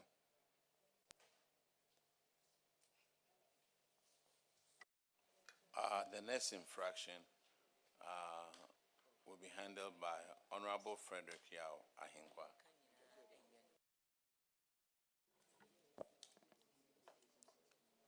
Thank you, Chairman. This infraction has to do with unpaid Senate penalty, unpaid and delayed contributions as at 31st August 2024. Management said they had contacted Senate on the issue for reconciliation. Auditors recommended to management to take steps to reconcile with Senate and settle any amount determined as the penalty to prevent interest on unpaid penalties. This is a response of management. The penalty date back to 2009. However, they have contacted Senate for reconciliation of this issue, and the report will be available for. It's on boards and then the corporations. We've seen a lot of these things, and it's like it's becoming a rampant in a phenomenon. These issues borders on welfare matters. If somebody serves this, the person should earn something. And these stipends are what are accumulated and given to the person. So what may warrant that you deduct monies, and these monies are supposed to be given to Senate, for Senate to invest and pay workers out of that, and then you deny them this. What is the problem? I want to know, because it's just recurring. We have had a lot. If you look at the report, unpaid penalty. How do you want Senate to pay the workers? Comment on this and let's move on. Honorable Chair, and the view that you hold, that is the view that everybody, every Ghanaian and every taxpayer holds. When this matter was brought to our attention, we settled that.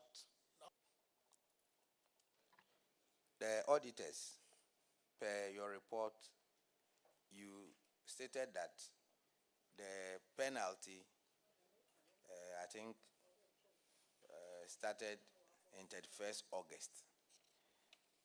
They are also saying, management is also saying that it started back to 2009. Honorable Chair, what we can indicate here is that the entity met with Senate have fully settled it. So the matter is actually settled. Thank you. Yes. Okay, thank you.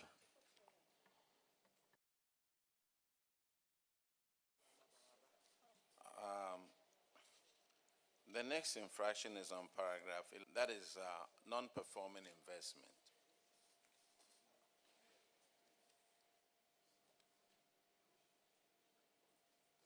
You invested Yes. you invested 4.2 million Ghana cedis. I think It's part over of 100, your yes, it's part Okay. of it. Yes.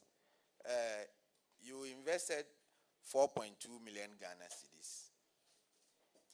And then as at 31st December 2024, this investment has reduced in value by 773,792.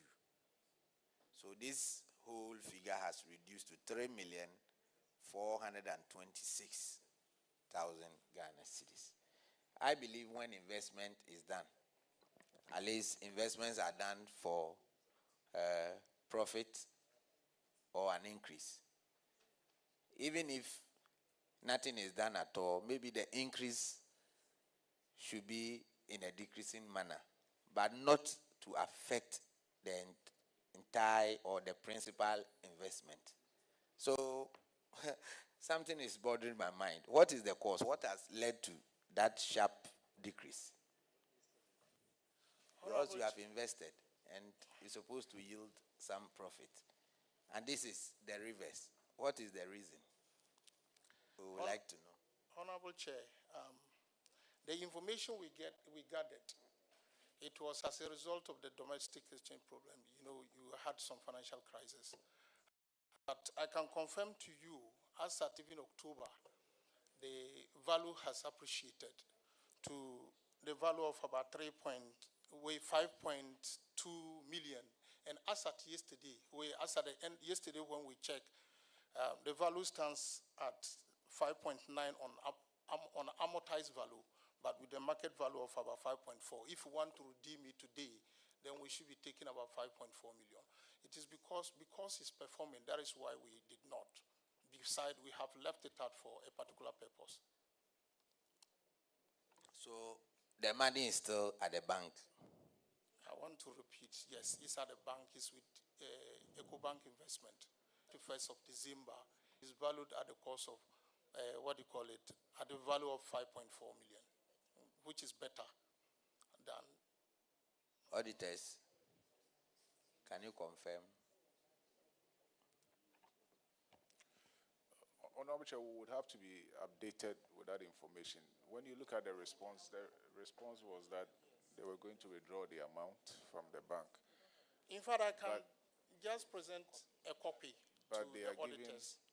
Yeah, so once they have decided to maintain the amount in the bank and alluding to the fact that the value has gone up, then they would have to have it on a soft copy. I don't have it. Have a hard copy. Yeah, he didn't print it yesterday. Yeah, that is the yesterday's one. Sir, you were cited by the auditors. And anything that the auditors have cited you on, should the situation change, it is your responsibility to inform the auditors before you come and sit in front of us. Was that information given to the auditors? Yes, Honorable Chair, the information was given to the auditors. You know, we're supposed to have this last year. That was given, and the statement was up to the 31st of October. Now, we now have the current one, which yesterday they had sent it, and that one was not printed. That is what I said, the value has now increased. So it is is concrete. The evidence is there. We can print it out and give a copy. Where we are.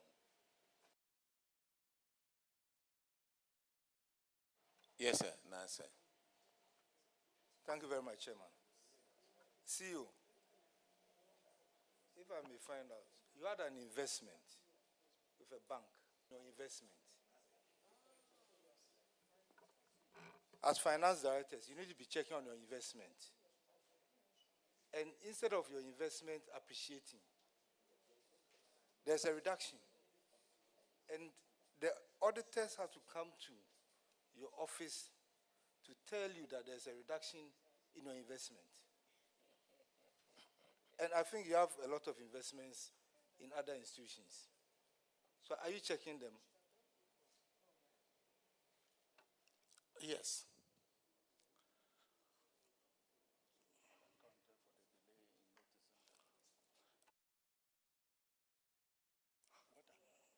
Le-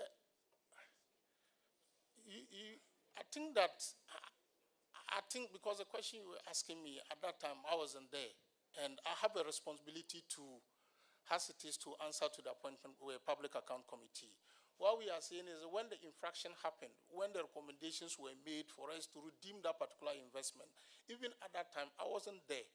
But report that the reason why they did not redeem the investment, when they went in, it has started appreciating. And what accounted for the reduction was due to that is the impact of the domestic exchange program.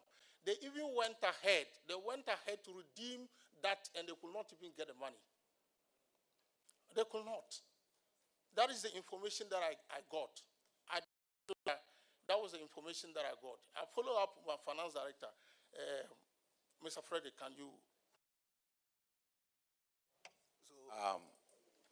CEO, let me ask you this.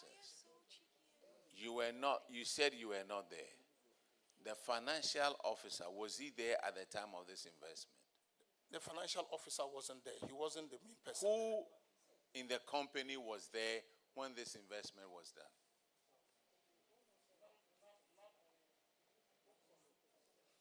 None of us. None of them. So everybody over there is new.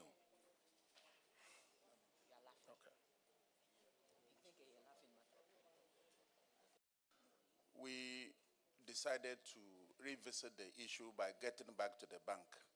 And after the accounts were printed out, we noticed that the investment was actually appreciating, not as it was. And so we had to go through all the processes to ensure that as at today, the value has appreciated. There were that kind of differences at the time of the audit. We have realized that it's a viable investment and we needed to continue so that we can be able to settle our future indebtedness. So these were the lapses in the Tema shipyard. Minister, I understand what you are saying, but that investment, if it hadn't lost over 770,000 Ghana cedis, maybe it wouldn't be. Honorable, could you please come again?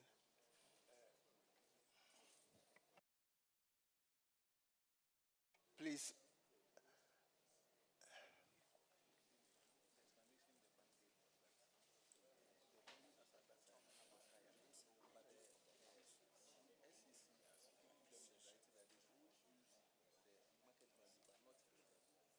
Honorable, please, I didn't hear a question. Could you please repeat it?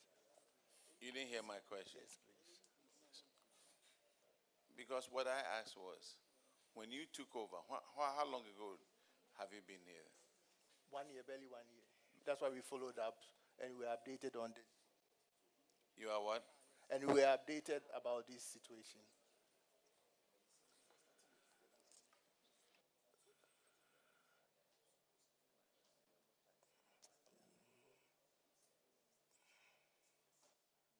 Okay, the next infraction is from Honorable Edem Agbana, and it's on paragraph 1202. Infraction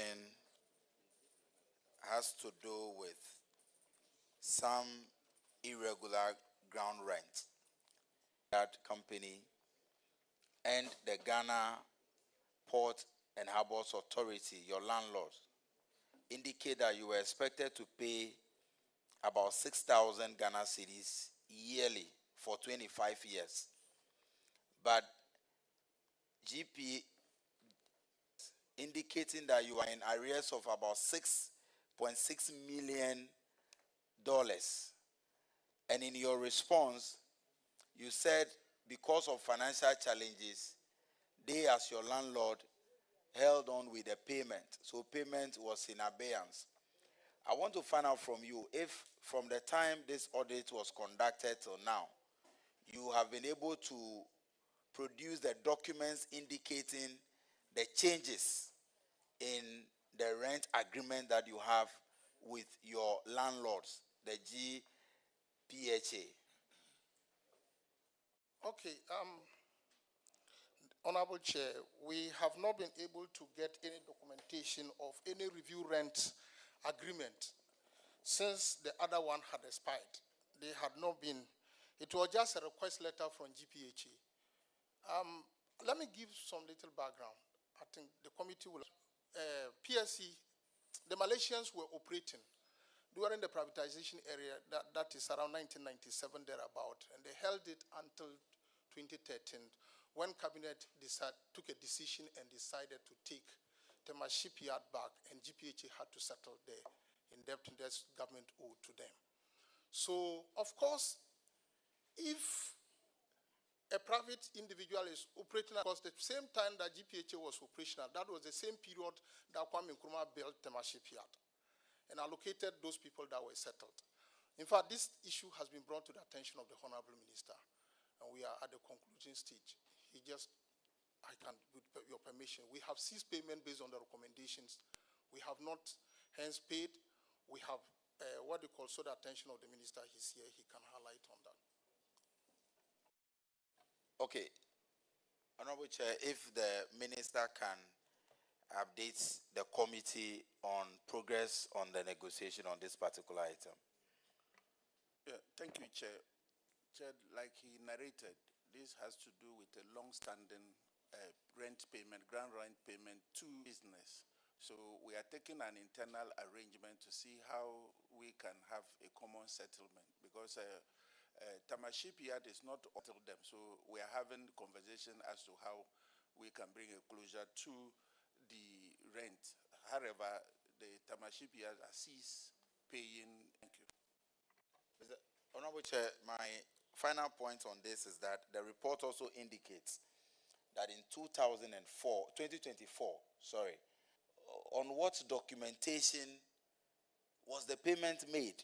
Is it that anybody at all can write to you and tell you that you owe me this amount and you of the rent agreement that you have, and yet $500,000 was paid in 2024?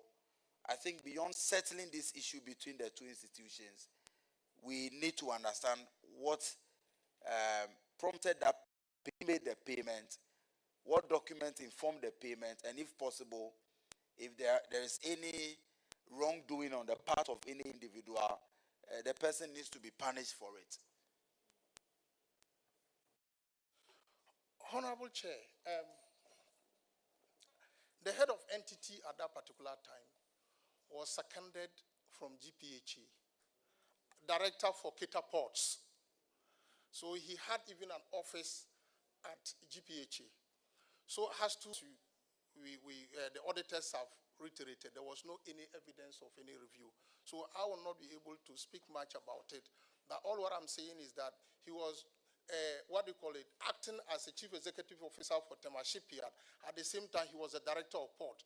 And that was under the direct supervision of GPHA. Mr. Chairman, even though I said my final, if I can have a final bite on this, respectfully. Honorable Minister, the revelation from the Director General MD, Chief Executive Officer, I think that these are serious issues, because if a staff on secondment from GPHA is the one making the payment back to GPHA, there are also issues of conflict of interest. The same person was acting as chief executive officer for the non-existent Keta Port. And then these are very serious issues that I think we need to get into. Is there any explanation on this particular expenditure of $500,000 in your handing over notes? Audit report. I haven't been able to, I have not cited it, and I'm under oath. I can't say things that I have not seen. Maybe perhaps it's in there, but Honorable Chair, I leave the rest for your direction. Thank you.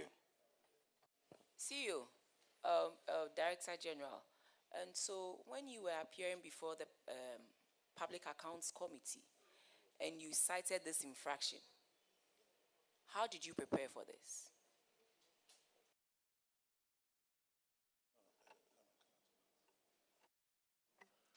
Chair, like earlier on said, it was brought to our attention and we are having a discussion. It was a payment for government entity to another government entity. And because it was cited or it was stated as indebtedness to Tema Shipyard for rental payments, we have to sit and negotiate or iron it out with the two sister institutions so that they can continue to work together. But we will say that we are far advanced at the areas that Tema Shipyard will be able to have the leverage of no more paying any ground rent and be able to do some work. It's about the payment of the $500,000 US. And he said this infraction has been in the reports for the whole of 2025, for at least from June 2025 to date. And you were coming here. Whether you've been in the office for 2 months, 1 month, we've had people who had been in office for 3 months or less than that. They come and they own up because you inherit both the liabilities and the assets. So I'm asking you, did you at least find out from those who had left, whether this issue of the 500,000, how it was paid? Because the auditors are saying that there were no documents. There were no documents to back the payments that were made because they did not see any agreement asking any agreement that warrants a payment. Chair, with your permission, when it comes to the issue of handling, those things are legal issues. That is not what we are asking for you. All I'm asking is, so did you take time to look at it? If you did not, maybe you can ask that you go back and look at it and then bring us information on this. That should be fine. But discussing who owns this or that, maybe the AG will be the best place to handle that and not the Public Accounts Committee. Honorable Chair, yes, I did something about it. That is why I sought the attention of the Honorable Minister. And like he has reiterated that we are at a conclusive stage. Whether reconciliations will be done on who settled this and who settled that.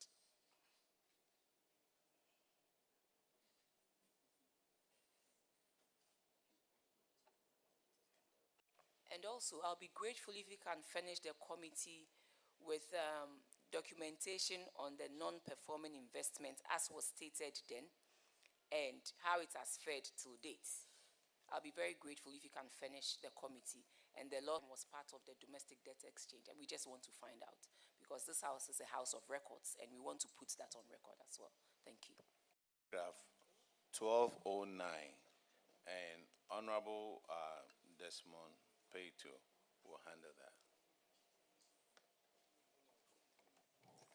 Chair, thank you. Minister, through you, I want to ask Chief Executive kindly to answer these questions for me because this is purely administrative work.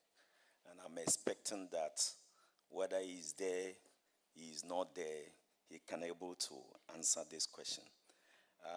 The infraction said, Ministry of Finance issued a 7-year bond to Tema Shipyard, which was in 2021. The reason being that it came to support the payroll of 2020 COVID-19 pandemic impact. It means there was a negativity. That's why they intended to do so. Now, the bond were matured 9th August 2027. And there is the need to create a sinking fund so that we can amortize this bond into rates. level that you have taken this up to? Thank you.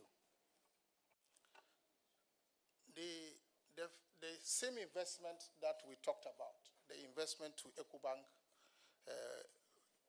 the EcoBank investment has been ring-fenced to cater for it. And like I have stated even as of today, if the amount falls due, we will redeem it and to settle that investment with indebtedness with the Ministry of Finance.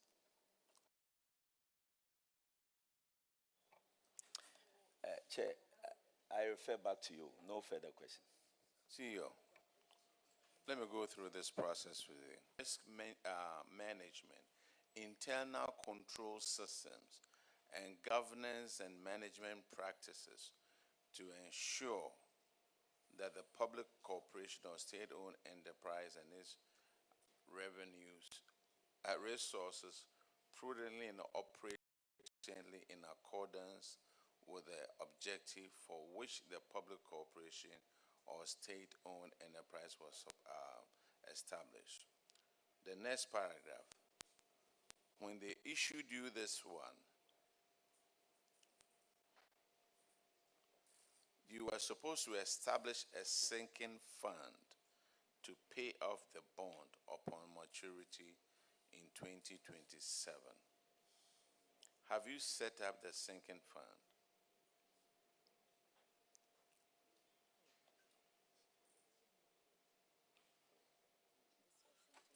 Well, once we haven't set up any asset, we decided that we're going to ring fence this particular one to be able to cater for it when it falls due.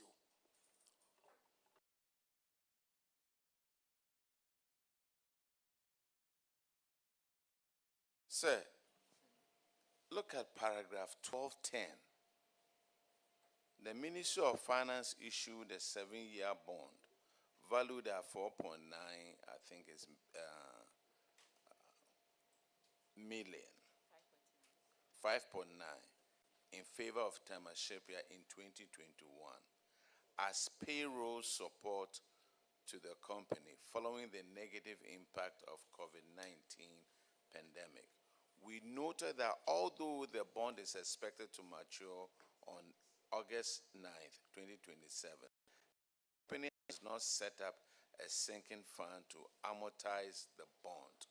Have you set up the sinking fund to amortize the bond?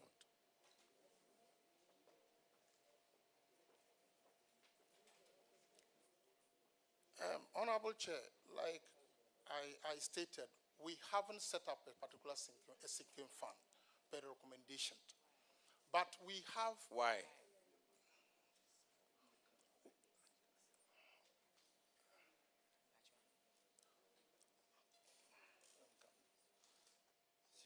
Mr. Chair, the Tamaship Yard already has this investment. And so when the recommendation was made that they should set up a sinking fund, they thought it wise to re-fence the existing investment they have for the payment or the resettlement of this investment when it falls due. So that is the reason why another sinking fund wasn't established, but rather to continue to operate with what already the investment we have or they have with the... We recommended to management to in order to avoid a lump sum repayment which could affect the cash flow of the company.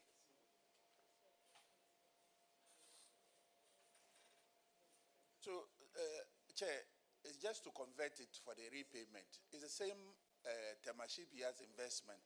So that investment is the one that is earmarked to for resettlement of the investment when it falls due. You see, the essence is to have money ready to pay for the investment. not when only it is that, due. not necessarily that, because you'll be making a lump sum payment, and that will affect the company's cash flow.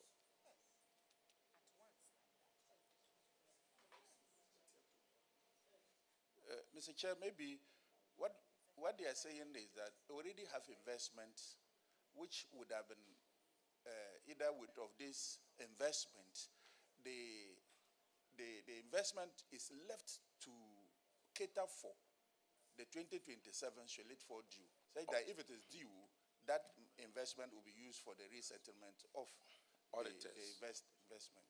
Could you express and to the whole country? Honorable Chair, I think when you look at the report critically, we have indicated a reason to avoid a lump sum payment, which can affect their cash flow. I don't know the purpose of the investment they have with EDC.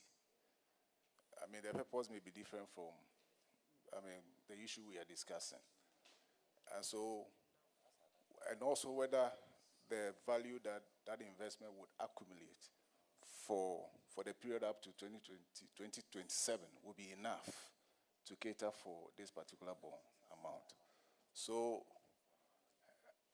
it's a decision that they have to make. We have made a recommendation to them. We thought that this is the wise route to take, to set some amount of money there over a period to be able to clear the debt when it falls due. But if they have decided to use the investment that they have at the moment, the question is whether that the value of that investment 2027 will be adequate to cater for the bond amount, and whether when they pay using the investment value, the cash flow of the entity will be intact or will be sufficient to carry the business through. August 2027 is just a few months away. And if we're going to make a lump sum payment, the auditors have recommended for you to set up a sinking fund for it. And all that you need to do was to do it. Unless you have contrary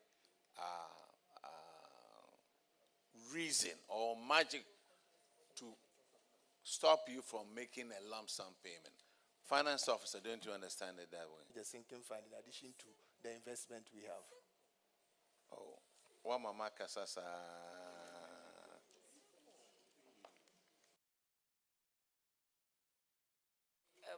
And respectfully, we would want to have evidence of the establishment of the sinking fund, and also to know currently the value of the bond. Well noted, madam. Yes, so you finish the committee. We will write to you formally, and then you finish the committee with the current value of the 7-year bond, and then details of the sinking fund that you are going to set up. It is for your own interest. That's why you are being asked to do this. I don't think the auditors take delight in putting out recommendations, but rather they look at the way the benefits and the cost and what they feel will best serve all of us as a nation or people who have been entrusted with some responsibility. Okay, the next infraction is on paragraph 1214. And Honorable Queenster will take care of that one.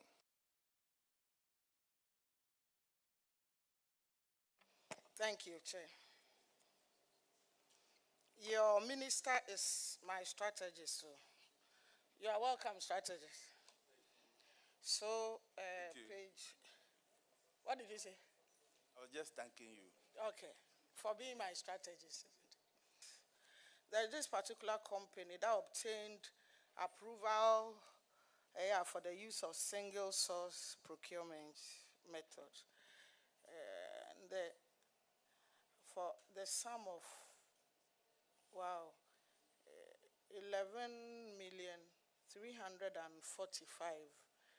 And also in dollars, it's 11,220 for 11.3. Then, okay. So these are two different sums for 5 contracts.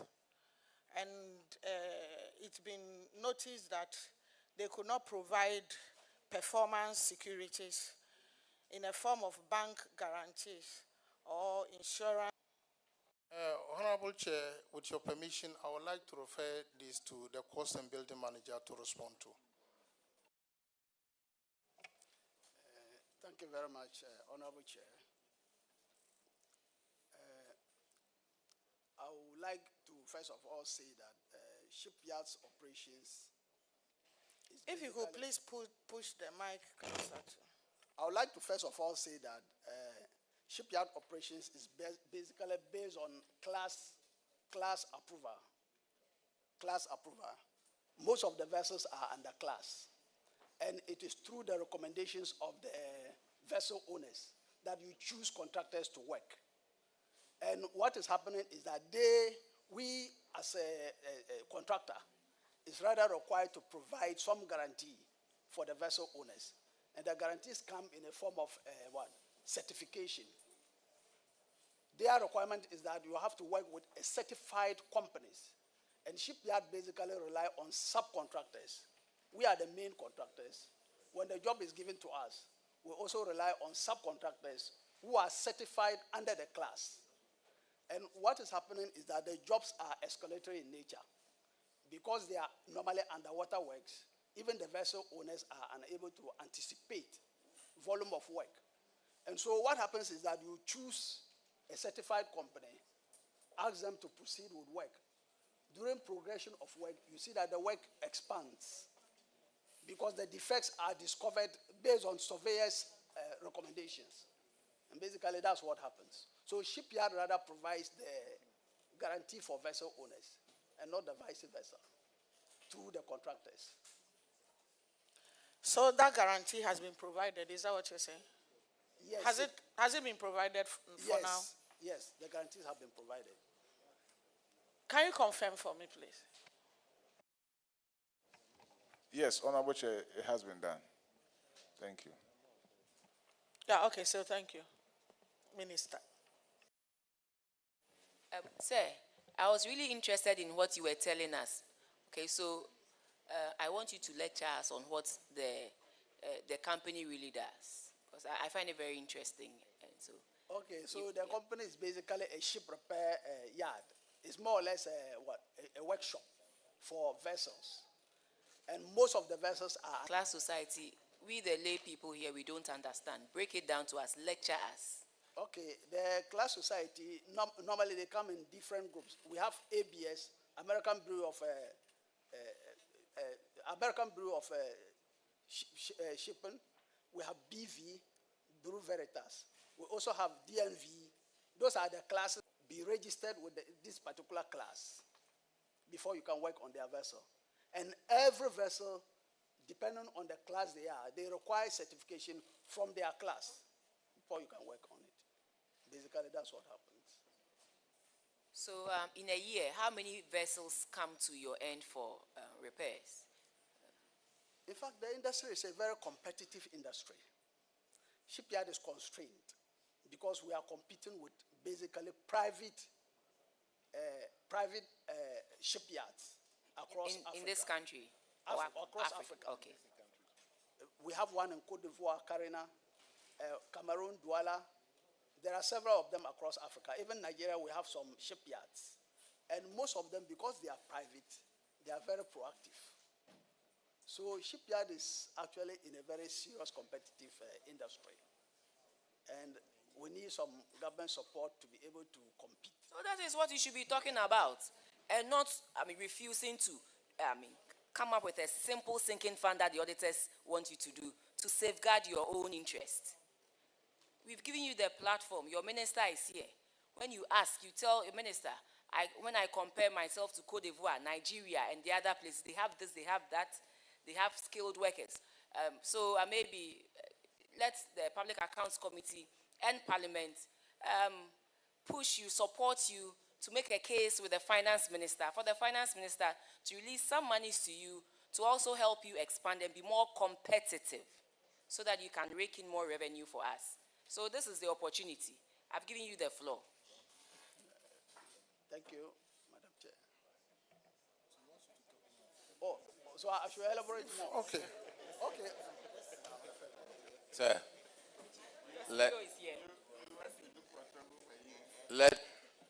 I will let sleeping dogs lie. It's interesting, but he's not ready to take the platform. No, the CEO is here. Oh, the CEO. Well, When we come to the other ones that you'll be asking, I would address them all together. And this thing is, the industry is a very competitive industry that require huge capital, is capital intensive base and requires huge investment. In fact, when we took over, they were on the infrastructure base. But as we have taken over, we have rake revenue, we are redeploying most of this thing into an investment. Because at the moment, currently, a lot of things that we are doing, we're doing a lot because we're just greeted by reptiles at that place. The way we think. The notion was that even... I have given you the floor and you are only lamenting. I have given you the floor and you are only lamenting. What I'm saying... Just go straight to the point. Clearly, even in your assets, I see a huge drop. So what are the things that you believe you can... Equipment. Yes, and your minister is sitting right here. The whole of Ghana is watching. Cranes. So don't lament. Just go straight to the point. I need A, B, C, D. Your minister is right here. Your minister is also a very powerful man. He has the ear of the president, and he can speak to the president on your behalf. Yes. We, in our own small way, we are investing much into the infrastructure. We are not fine, but we're still asking for the attention of the minister to do more, because we are raking revenue. We are reinvesting those revenues into the infrastructure. All right. The next infraction is on paragraph 1219, and Honorable Gape will take care of that one. Chairman, thank you. Before I even proceed on that question, I'd like to find out from you, what kind of investment are you into? What kind of investment are you into? Investment are we into in terms of... Investment you are talking about, you are briefing the committee about. What kind of investment are a lot? Okay. Is it into infrastructure? Is it into... We would like to know. Yeah, infrastructure in terms of machinery. We forklift, which of course we have purchased about 2 of them. We have even in the procurement process, we've purchased cherry pickers. They are yet to be. Even vehicles, we don't even have vehicles. We have been able to even, acquire about 5 pickup and 2, 4x4 vehicle to support the operations of the place. Thank you, CEO and the Minister. This question is borders on single source procurement without approval. The auditors noticed that management engaged the services of KPMG from 2020 to 2024, $11,000 without seeking prior approval from the Public Procurement Authority. Management responds that considering your limited financial scope going forward, you need to initiate a search to replace KPMG as your corporate tax consultant going forward. What is the status of this? No payment has been made since January 2025. And in order to we have written to PPA for them to regularize this expenditure. But of course, per their dictates, they are conducting investigation, and it will take a period of 3 months and get back to us. The infractions, is that what you are telling the committee? Yes, we have done that because we have written to them for them to regularize that, and they've written to us with an explanation that it will take them 3 good months for them to conduct investigation as to what informed management decision to have gone into that particular contract without their prior approval. Now, anything about that? Yes, respond.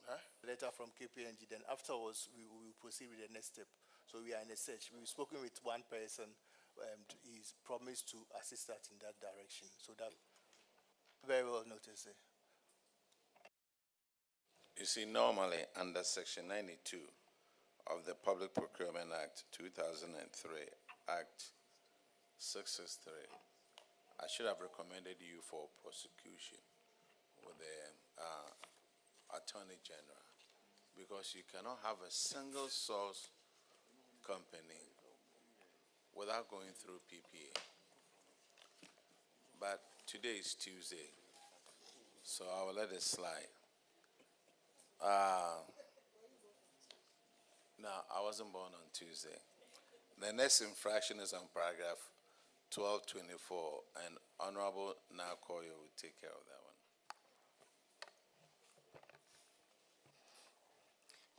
Thank you, Madam Chair. Mr. Chair, Management Act 2016, Act 921, mandates that the governing body of the public corporation or state-owned enterprise shall establish and maintain policies, procedures, risk management, and internal control system and governance and management practices to ensure that public corporation and state-owned enterprises manages its resources prudently and operates efficiently in accordance with the objectives of which the public corporation or state-owned enterprises was established. Now, per the Public Procurement Authority, in the letter reference PPA/CEO/10/2491/32, stated that it is mandatory for all covered entities and state-owned enterprises to use the Ghana Electronic Procurement System for all government requirements. Yes, activities for goods, works, and services undertaken by the company were not processed through the Ghana Electronic Procurement Systems throughout its mandatory requirements for all public entities. Is this a situation where one would say that you are hiding or you are shunning away from being transparent to the public procurement process? Thank you. The shipyard is on Ganep. So the action has been taken. Copies of even evidence has been submitted to the auditors. Thank you. I also noticed that you are signatories operationalizing it. Is there any? Been sent back, and it was a recommendation, and we've taken it on. So it's actively. It's been in operation. So can the auditors please confirm this to the committee? Thank you. Honorable Chair, they have now been set up on the GANEPS and transactions are processed on the system. Thank you. 30, and Honorable Kunedu would take care of that. Chairman, thank you very much. Chairman, this infraction has to do with ratification of some procurement contracts that the auditors found to be very irregular per section 20 of the PFM Act, and that competitive tendering, but rather you use the request for quotations, and they found that to be very irregular. They asked that those individuals involved be sanctioned and also adhere to the necessary PPA approvals in terms of the ranges for goods and services as per the law. First and foremost, and two quick ones. I would want to know if this has been brought to your attention and what have you done about the recommendations that the auditors gave. Thank you. Thank you very much, Honorable Chair.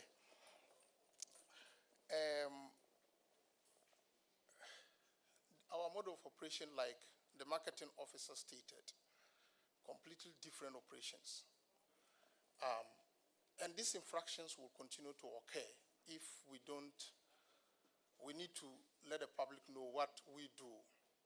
Now, most of the services that have been done are based on emergencies. A vessel can just have a problem and they will call at our place to do. You will not be able to go through those processes. In fact,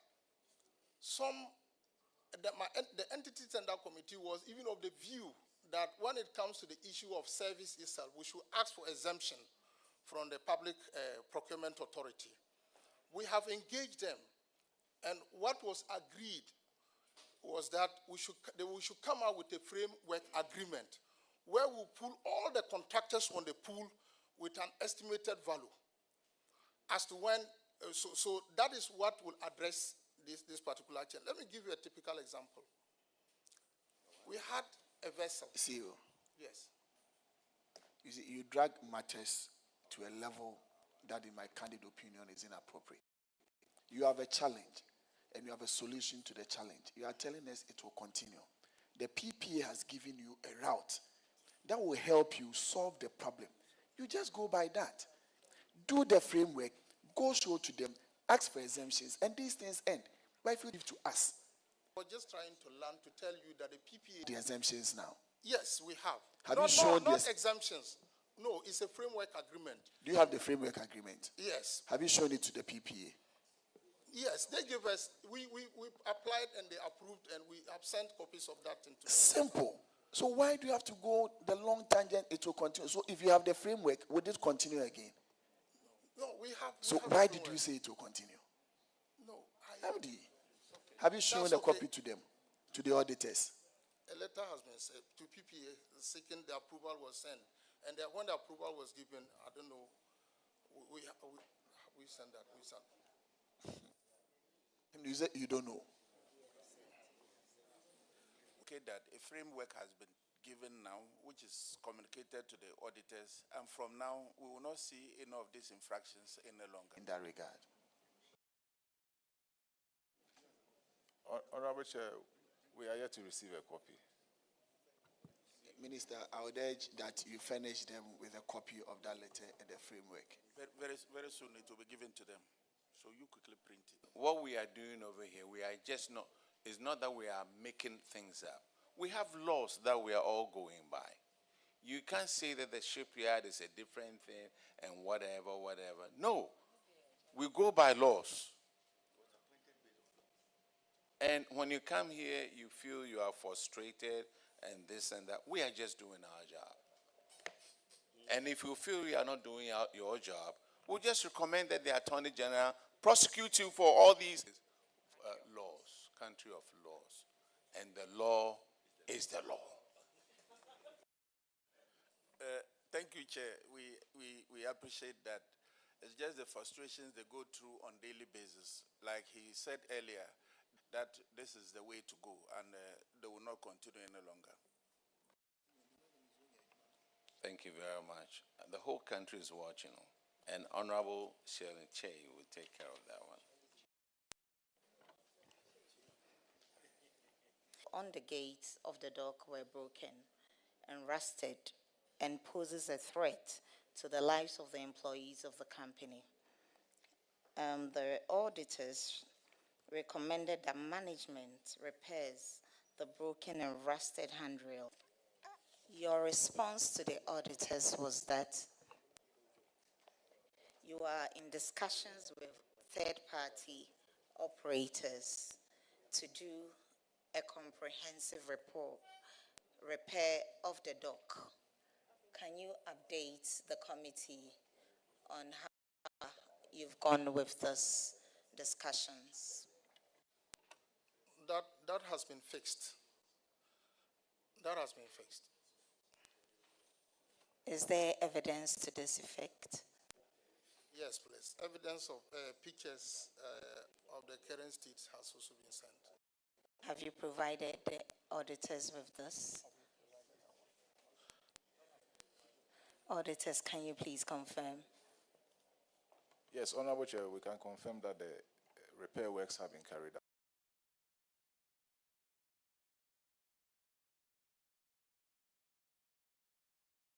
All right. Let me, PSC Tema Shipyard, you are discharged. Thank you, Honorable But Chair. that's what you choose to do or not to do. Like the PPA that you need to go. We are very serious. 2 weeks, you give us the reports. Thank you, you are discharged. Now let's call Volta Lake Transport Committee Limited.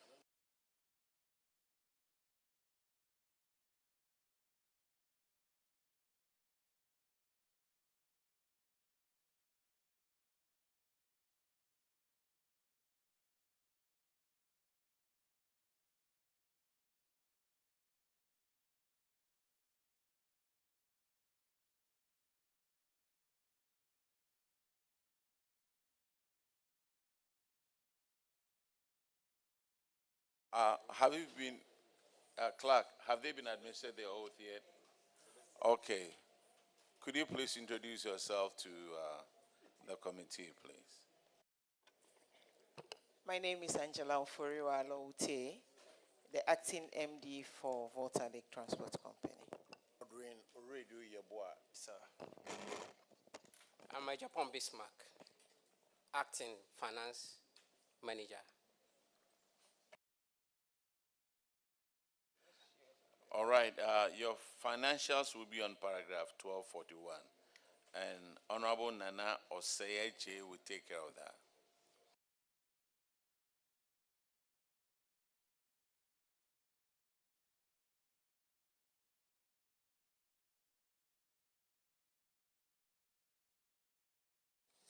Thank you very much, Chairman.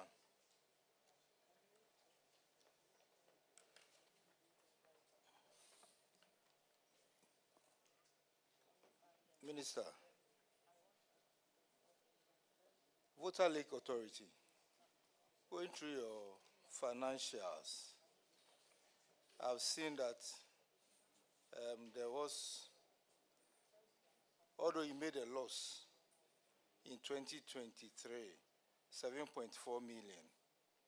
In 2024, you made the same loss, but I should say improvement in the loss. How were you able to achieve this? At least 1 million. 1 million improvement. Chair, I defer the question to my colleague to answer. So we had more liquid cargoes, that is full shipment from Akosombo to Repeat there. full shipment from Akosombo to Bupe. So that's how come we increased our. You are in the business of transport.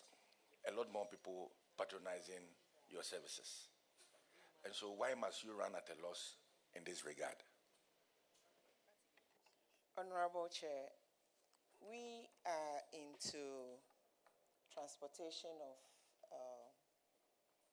goods and services, and we operate ferry stations, 5 ferry stations, and also push fuel from Akosombo to Buipe for Bost. And so as and when they have the need for fuel to be transported from the southern sector to the northern sector, they push the fuel to us and then we transport it. And so the more fuel they transport to us, they push to us to transport to the north, we are able to increase our revenue in terms of the charges or the tariffs we charge on the transportation. Thank you very much. See you. So, are you saying that last year you were not doing this transportation of fuel to Bupe? We do transportation of fuel to Bupe as and only when it is available to us to push. We do this for Bost, and so until they have the need for all the fuel need at the north, we will not push.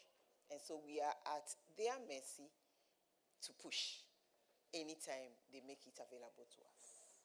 You, for the benefit of Ghanaians, can you tell me what Volta Lake Transport Company Limited does? Operate 5 ferry stations. We have the ferries at Dambai. We have one ferry at Dambai that crosses vehicles and human beings across the lake, going to maybe Chindiri, Karachi, and the rest. And so when you are crossing from Dambai and you have a ferry cross you and your vehicle, then you know that is Volta Lake Company. Aside the passenger side or the ferry station activities, the next one is the long haul, we call it, where we have barges. We have 3 barges, and Bost owns 4 4 of their own badges. And so we fill our badges anytime fuel is available to be transported to the north, and fill the badges of Bust also, and push it with our push tag to WePay. Then they pay us an amount for the service we render. So are always at the mercy of boss, as and when. But we also know that boss is always in operations. Is it the case that boss relies on other companies for the same services, or they only rely on your company for those services? Okay, fuel goes to the north through the road and also on the lake. And because there is no clear-cut policy as to the percentage or the quantity of fuel that should go on the lake to the north, and we also don't have what it takes. We don't have badges, enough badges to be able to do so, to push the fuel. BOS is unable to rely on us completely or to take the tankers off the roads to give us that service to provide, because we do not have enough badges. Assuming we had about 20 badges, we would have been able to fit into about 5% of what goes through the road to the north. I don't know if I've made myself clear. And so BOS is ever ready to work with us. Can you imagine? They rather have badges that we push for them. They have 4 and we have 3. And so it's a matter of getting what we need, the badges we need to be able to push the fuel, so that our roads can be cleared of a lot of tankers. And it is also cheaper to use us, because we charge reasonable fee or tariff on whatever we do. And so that is what we do. So Minister, you realize that it would have fetched them a lot of money. I mean, if BOS were to solely rely on them to be pushing fuel from one station to that, you had plans of bringing in some badges, and even said that, I mean, there was a Korean Exim facility that is bringing in some ships or something, some new pantos. Yes, because I mean, I know the sufferings that able to create a sustainable business model. When you look at their performance, though their revenues increased, their expenditure outweighs that of their revenue. So the company keeps running at a loss. And the bottom much, and that's true. We are embarking on a serious move to ensure that we rely on the coastal and inland water transportation. That is the surest way to be able to have long-lasting roads that after construction they'll be able to stay long for our use. And so there are a lot of talks going on. We are pursuing a Quran begin, and the debt restructuring things created a lot of troubles for us. But going forward, transport services, because we believe that that is the surest way that will serve the people and make more profit than using vehicles that we've been having conversations. Just that sometimes you have to cross all the T's and the dots before you can come out to announce inland water. The best way and the cheapest way to handle transportation is through the coastal and inland water transport, which we are pursuing seriously. Thank you. Minister, you mentioned that you are pursuing a private means, as in private financing for some supports. For either a partnership with us by the provision of badges that will be used, and then process shared on our contributions, or in a private sector facility that they will offer us to be able to procure badges. Those are the areas we are looking at.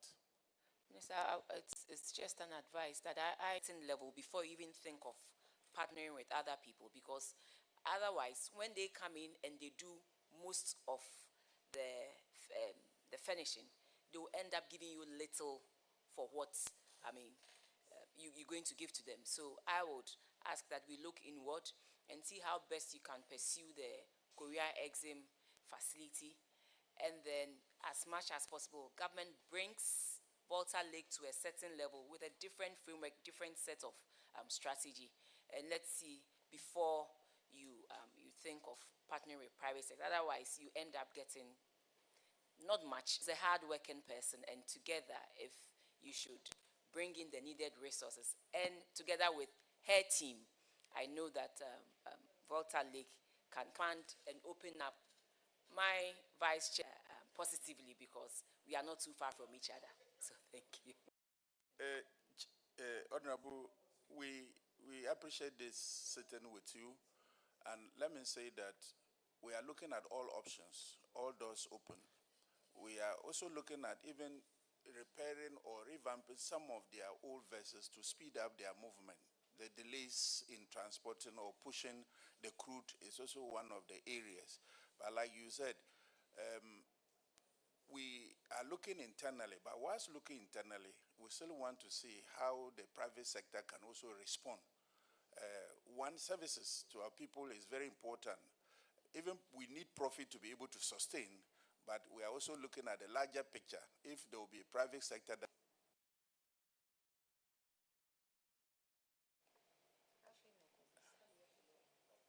I'm not. Okay, thank you. Oh, okay, please go ahead. Thank you very much, Chairman. MD, looking at I've seen that there's an increment in operating expenses and your general administrative expenses. Although our company is not doing so well, but there's an increment. What accounted for that, please? Our youngest vessel is about 15 years. The oldest is 55, which means that that vessel is older than me sitting here. And so the operational cost is very, very high.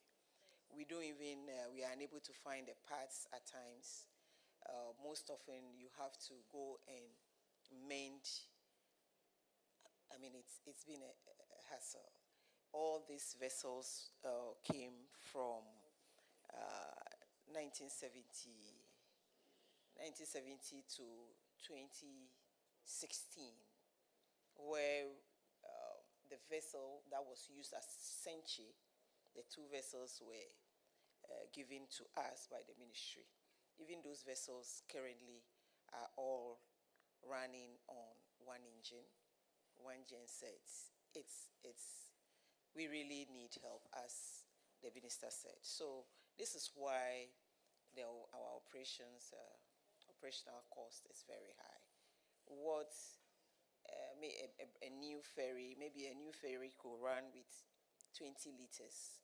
50-year-old ferry is running an operation, instead of 20 liters, it's running with 60 liters. I think, as my vice chairman said, we should design a model for this company. And with the way she's speaking, I think they can do well if we design a proper business model for them, so that our routes will be safe. Moving from Accra to Kumasi, and when we get to the chairman's constituency, and you see the number of tankers on the road, we pray to God that nothing happens. But in case something happens, there will be a day, National Mourning Day. I think we shouldn't wait for that. We shouldn't wait for that. See, Honorable, the reality is that it happens all the time. We see these tankers fall off the road.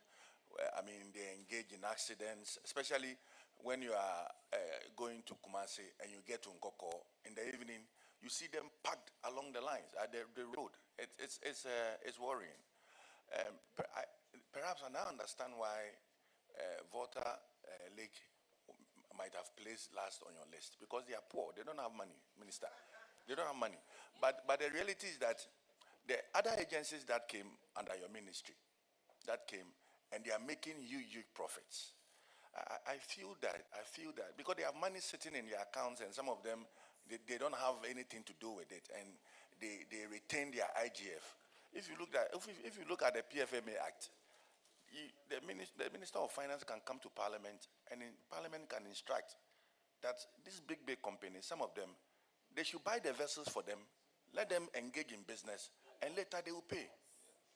So I think that arrangement will help. Let's look at that. Chairman, that's true.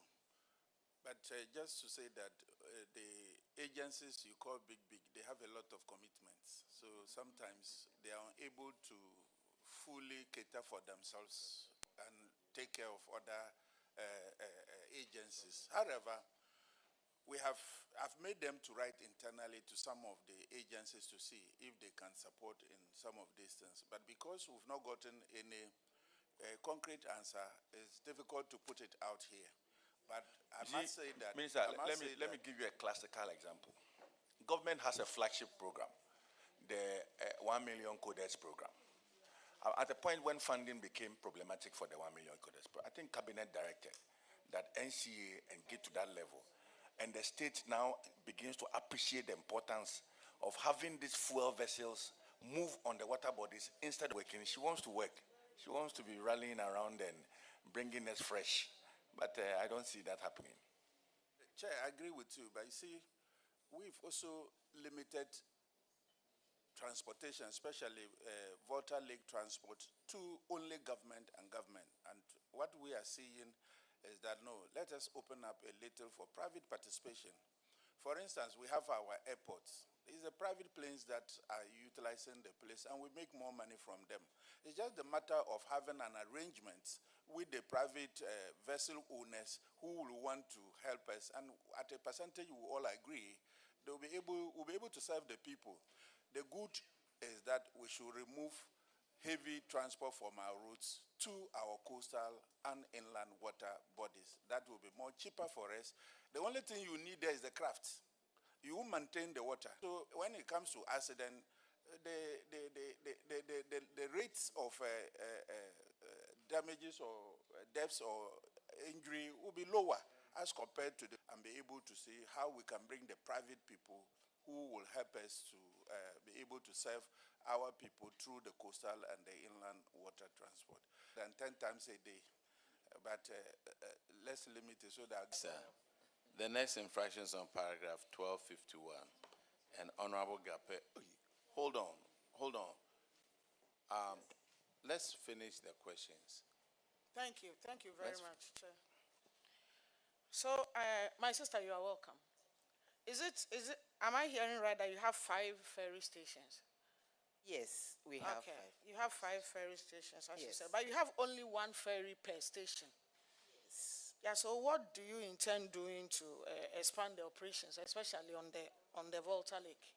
What ideas and you are very hardworking, like everybody is saying. So what strategy do you have in place to expand on the Volta Lake? Yeah, thank you.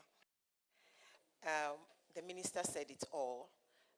We are in talks with private Ghanaians to support us. It is very expensive to build a ferry. You don't need less than 10 million USD to build. It's about $5 million for. Realize our area of operations is capital intensive, and it will be difficult to, like the chairperson said, to just leave it in the hands of only private individuals, because they will end up taking all the profit. That is why the minister thinks that it should be the state and private individuals. And so 1 ferry at a station, now we have a problem of when one breaks down, until we get the parts, we cannot work. And I want to take this opportunity to empathize with the people of Agodeke, who are from plains, where they rely only on us, and for almost are down. The 2 engines are down. We can't get the parts. We need generators. We need 2 generators. We have only 1 on. Everything is just not working. But I want to say that there is hope. We will do everything within our means. The minister is working hard with us, and to make sure that in the next 1 month or 1.5 months, we will be able to resolve some of these issues. And so I agree that it's not easy. And if you want to grill me on this, you will grill me forever. And so pray with us, open the doors for us, so we can get funding to be able to do these things. And I want us to get those little issues because we have a lot of Water down on the issues. They don't do much. They don't. I sat on the board of the resettlement program. The money doesn't come. I mean, when it comes, it's inadequate. If they are doing well with their money that they have, like by now, you should not suffer. More for you. They should be doing more for you. So, Mr. Minister, as she complained, a ferry is broken down for all those weeks. So what is the immediate alternative? What is happening? What is the immediate alternative? There should be an alternative because it's only one at a ferry station. When it breaks down, what is the immediate alternative for the ordinary people? Thank you, Honorable Chair. We, like she said, we have intensified the search for those parts. For now, we are not able to lay hands on the that we will get those vessels, those barges moving. However, the local boats are supporting on daily basis and helping the commuters to move. But we have intensified the search for those, the canoes or the boats that they use. They are just supporting, doing some small works, not huge like what the ferry could have done. But we are very sure that now that we have opened so wide and look for the parts, we are very certain very soon we'll be able to acquire some to fix those vessels. So, meaning the boats, they are insured, they wear their jackets and all of that, or it's just an alternative. When anything happens, then we move to them. We don't even know the pilots, whether they are qualified or not. Ghana Maritime Authority is doing a lot in educating our canoe users or boat users. We deployed or we employed safety guards who are along the lake and giving some education. We are to have a comprehensive roll out of our actions that we want to implement with force added to it. We've been doing education. We are getting to a point we have to enforce that we can now tell you that do not operate here any longer because you don't abide by our rules and regulations. So the Ghana Maritime Authority with their safety guards are doing some education alongside those crossing points. Well, what about insurance? With the boats, I'm now talking about the boats because it looks like that's the only alternative. Can we also add to they are a complete alternative? It's part of the education. We are going to put a licensing regime that will now have all the insurance and all other safety measures embedded into which Ghana Maritime Authority is far advanced in preparing a draft for us to see how we can legislate to put some enforcement or some measures in dealing with the private boat or canoe owners as to what they should do. But like you said, it is very important to ensure that those boats are insured such that if there's any accident, advance in getting a draft Honorable put before you. Thank you, Honorable Chair. Honorable Chair, respectfully, I think that this issue of the vessel between Agodeke and Kpando, which is affecting the people of Afram Plains, we are talking about it very nicely as though it's not a crisis. But I want to say that there's a crisis there. Many of my constituents are in those areas. They are farmers. For 9 weeks, many of them have harvested their products, even transportation, bringing them out to the market and all of that. It's a crisis. It is akin to, let's say, the road between Accra and Kumasi getting blocked, having a huge crack, and trucks are unable to access it. So it's a national security issue. It's an issue that I want to respectfully plead with the minister that let's get something done about this as soon as possible, because the people they have the issue. It's not a major national issue for discussion. I want to plead with the minister that let's treat this particular issue so that we can get this issue resolved, please. Thank you. Chair, it's our passengers face on daily basis. If we say that it is not a matter of concern to us, then maybe we have not looked at it. Critical to be able to assess all the parts in time is one of the reasons. And like we said, we are opening up to see how we can get more new vessels that they will have ready parts that you can get to fix when there's a breakdown. However, we are in contact education, like I said. Ghana Maritime Authority is giving education to the local people who are using their boats or their canoes on daily basis. We know the danger at which come from one bank or one point to another, and we want to give the assurance that we have intensified and moved those badges. We will do so. Thank you, Chair. Okay, the next infraction is on paragraph 1251, and Honorable Gape would handle that. Thank you, Chair. Before I even proceed, we are not taking this company seriously, because I think this company would have, done a lot for expensive. And countries are using the water resources to help. Then now, we are not. So as a country, we need to reset Volta Lake Transport.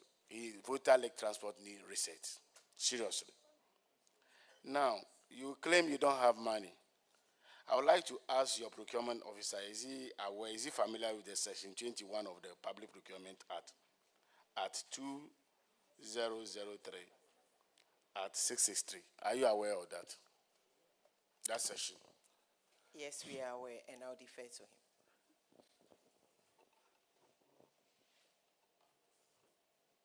Procurement officer, are you aware? You are aware? Yes, sir, we are aware. So why do you decide to break down procurement into, you split them, the same day, the same date, the same company? Why? Thank you, Honorable Chair. When we take the request all over, about 5 ferry stations. So the request for the Manila rope, the shackles, and then the wire rope came according to the various stations. So we had to also procure it as it came to the procurement department. And then vessels are not well secured.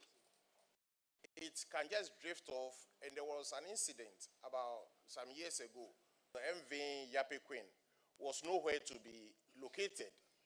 So the crew went round as our operation team. They went from both VRA and then VLTC.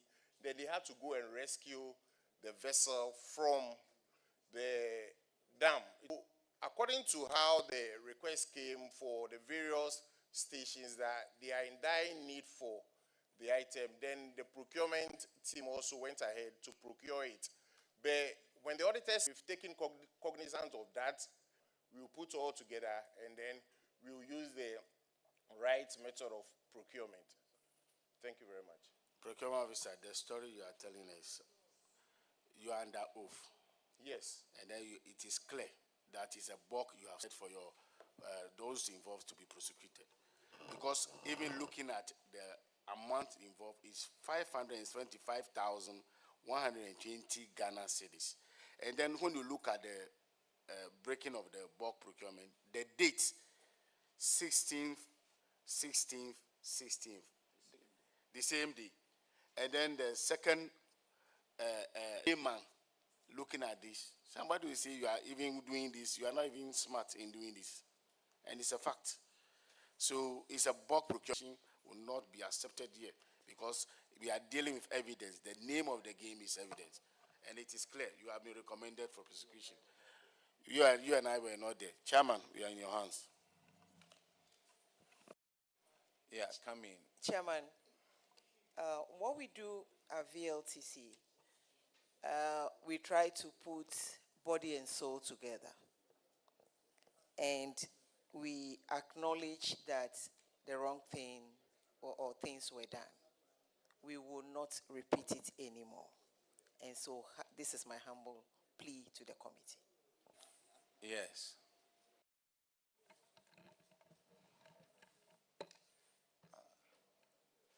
Thank you, Chairman. I have a very huge interest in the operations of the Volta Lake Transport Company because I'm the MP for Kwando. And in your presentation, I did not hear, Honorable Chair, the ferry stations. Maybe I missed it, but I didn't hear Kwando being mentioned. Is it not one? If it's not, why? Yeah. Now, if Kwando is a ferry station, well, maybe you want to answer. MP for Kwando constituency. Kwando station on our books is Agodeke Kwando. Agodeke Kwando. And so we set off in the morning from Agodeke, and then we get to Kwando Toko. And so that is in your constituency, and Agodeke is also in another constituency. So by the And mention so- of Agodeke, by extension, Kwando. By extension, it is Kwando Toko Agodeke. All right. My question then is the construction of landing bays part of the arrangements you are making to solicit private sector participation in the operations of the ferries? Because without a proper operations of these ferries would be effective. You may want to expatiate on that. Yes, it is part of it. It is not only in Kwando Toko. Almost aside Adosu, Bipe and Akusumbo, we have the need to construct landing sites at the rest of the ferry stations. It is an urgent need because as and when we do the local one by using excavators, laterites, and then it rains, it washes the laterite into the lake, and the lake gets silted. Aside that one, VRA is also complaining about the filth it pushes to the dam area, and so it is a necessity, and we are also working, as the minister said, on that. Well, by that explanation, I would like to assure the minister, Madam Chair, that in fact, I'm going to join the CEO in coming to knock at your doors, because operations of these ferries or vessels, it's so critical to respectfully, we're going to be knocking at your doors, and we'll join the CEO to be doing that. So that's some assurance for the Honorable Minister. Minister, Okay. he's being selective. He's being selective. 10 MPs from Volta. I'm also part. I'm from Eastern region. Well, OT and Eastern and... It's been very telling. So, Minister, just on the last infraction, and it has to do with But some... Senior, I'm yet to finish my question. Okay. No, it's part of the substantive question that I wanted to... Can I proceed? Thank you very much. The auditor cited a very simple but very significant company's landed property at Yeji. Of the company's landed property located at Yeji. Madam Chair, if the witness can inform the committee on the status of this encroachment, whether that resolved, whether the encroached land has been taken back, if you can, throw some light on this. Thank you. Thank you. When you go to paragraph 1263, the response there is clearly stated that that would have been catered for when the because it is also heavily a financial issue to fence around our properties. But the good thing is that for Akosombo, the phase 1 of that particular project has been completed, and the phase 2 will be started any moment from. Specifically on this Kazim loan facility, what is the status? Because the last time The minister actually explained it while you were away. that is approved now, No. but we are still working at it, because the last time I checked, I didn't hear what the minister said, respectfully. But the last time I checked, I thought they said there was no objection had been granted, and we were at the verge of securing the facility. Honorable member. Where are we? Honorable member, Respectfully. the minister had a lengthy talk on it. I don't know whether you were in or not about the Korean Exim Bank. Yes. Maybe you weren't here when he spoke about it. If you can allow the minister to just, respectfully, if he can just throw light on what he said, yeah. Not repeat, but just throw light specifically on where we are on the loan. Thank you. Thank you, Chair. Just to go a little bit back to his earlier questions, asking whether we're going to do some landed sites for the vessels or what. Yes. Because if you don't do that and it rains at all times, you have to go and put laterite and then reshape it. Not only the landing sites that we are looking at, we have a comprehensive plan of having some small terminals to all those crossing points, because people will have to wait at the time for the vessels to arrive and they will board of terminal, the debt restructuring program. And I used to see how we can get ourselves to table and see how we can go back to the terms and then, if possible, get the facility to roll out all these things that were part of the programs that the loan was intended for, or the facility was intended for. So with the improvement of the economy and the way we are finally, or we are almost settling all the debt arrangements, we'll be able to get the Koreans to sit with us to discuss. Thank you. That'll be all. So in the management response, you indicated that you were going to recruit an estate officer who will be engaged and pay frequent visits. Have you done that? Yes, it's been done. You have it. Honorable Chair, confirm that. We don't have any update on that. Please.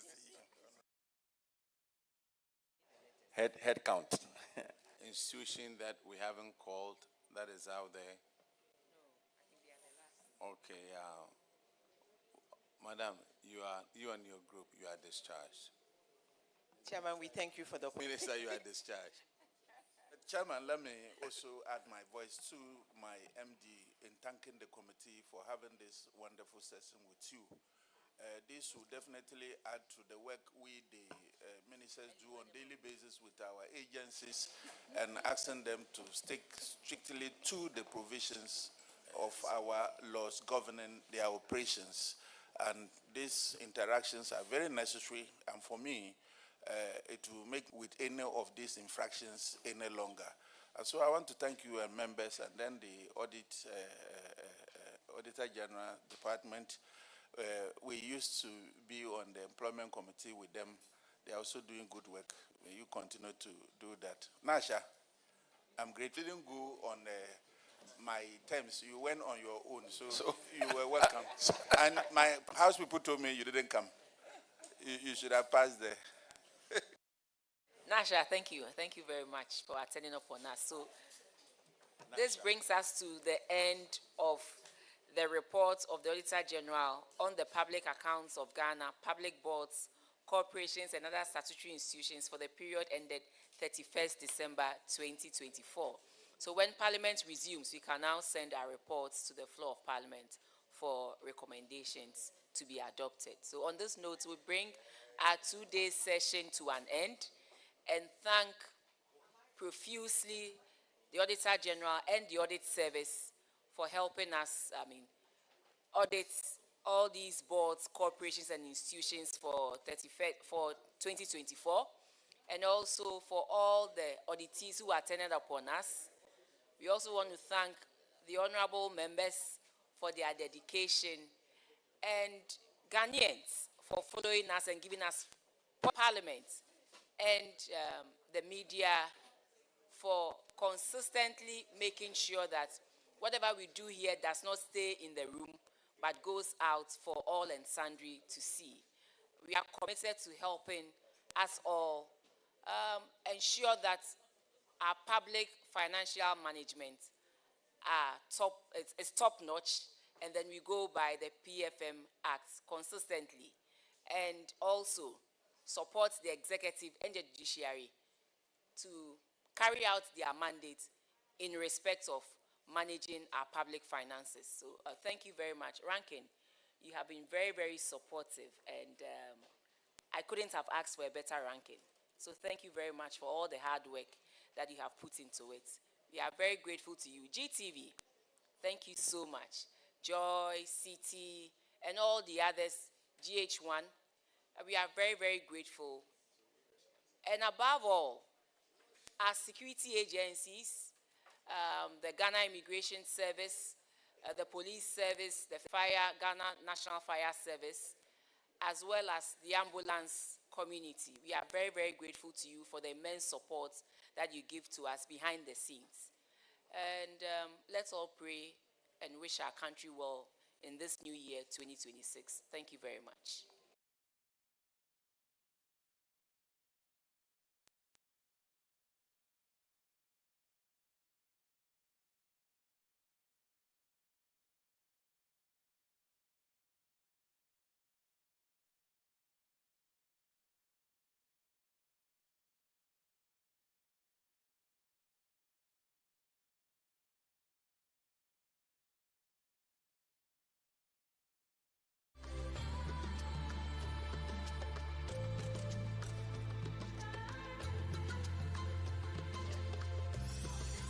GTV, the authentic and trusted voice of Ghana.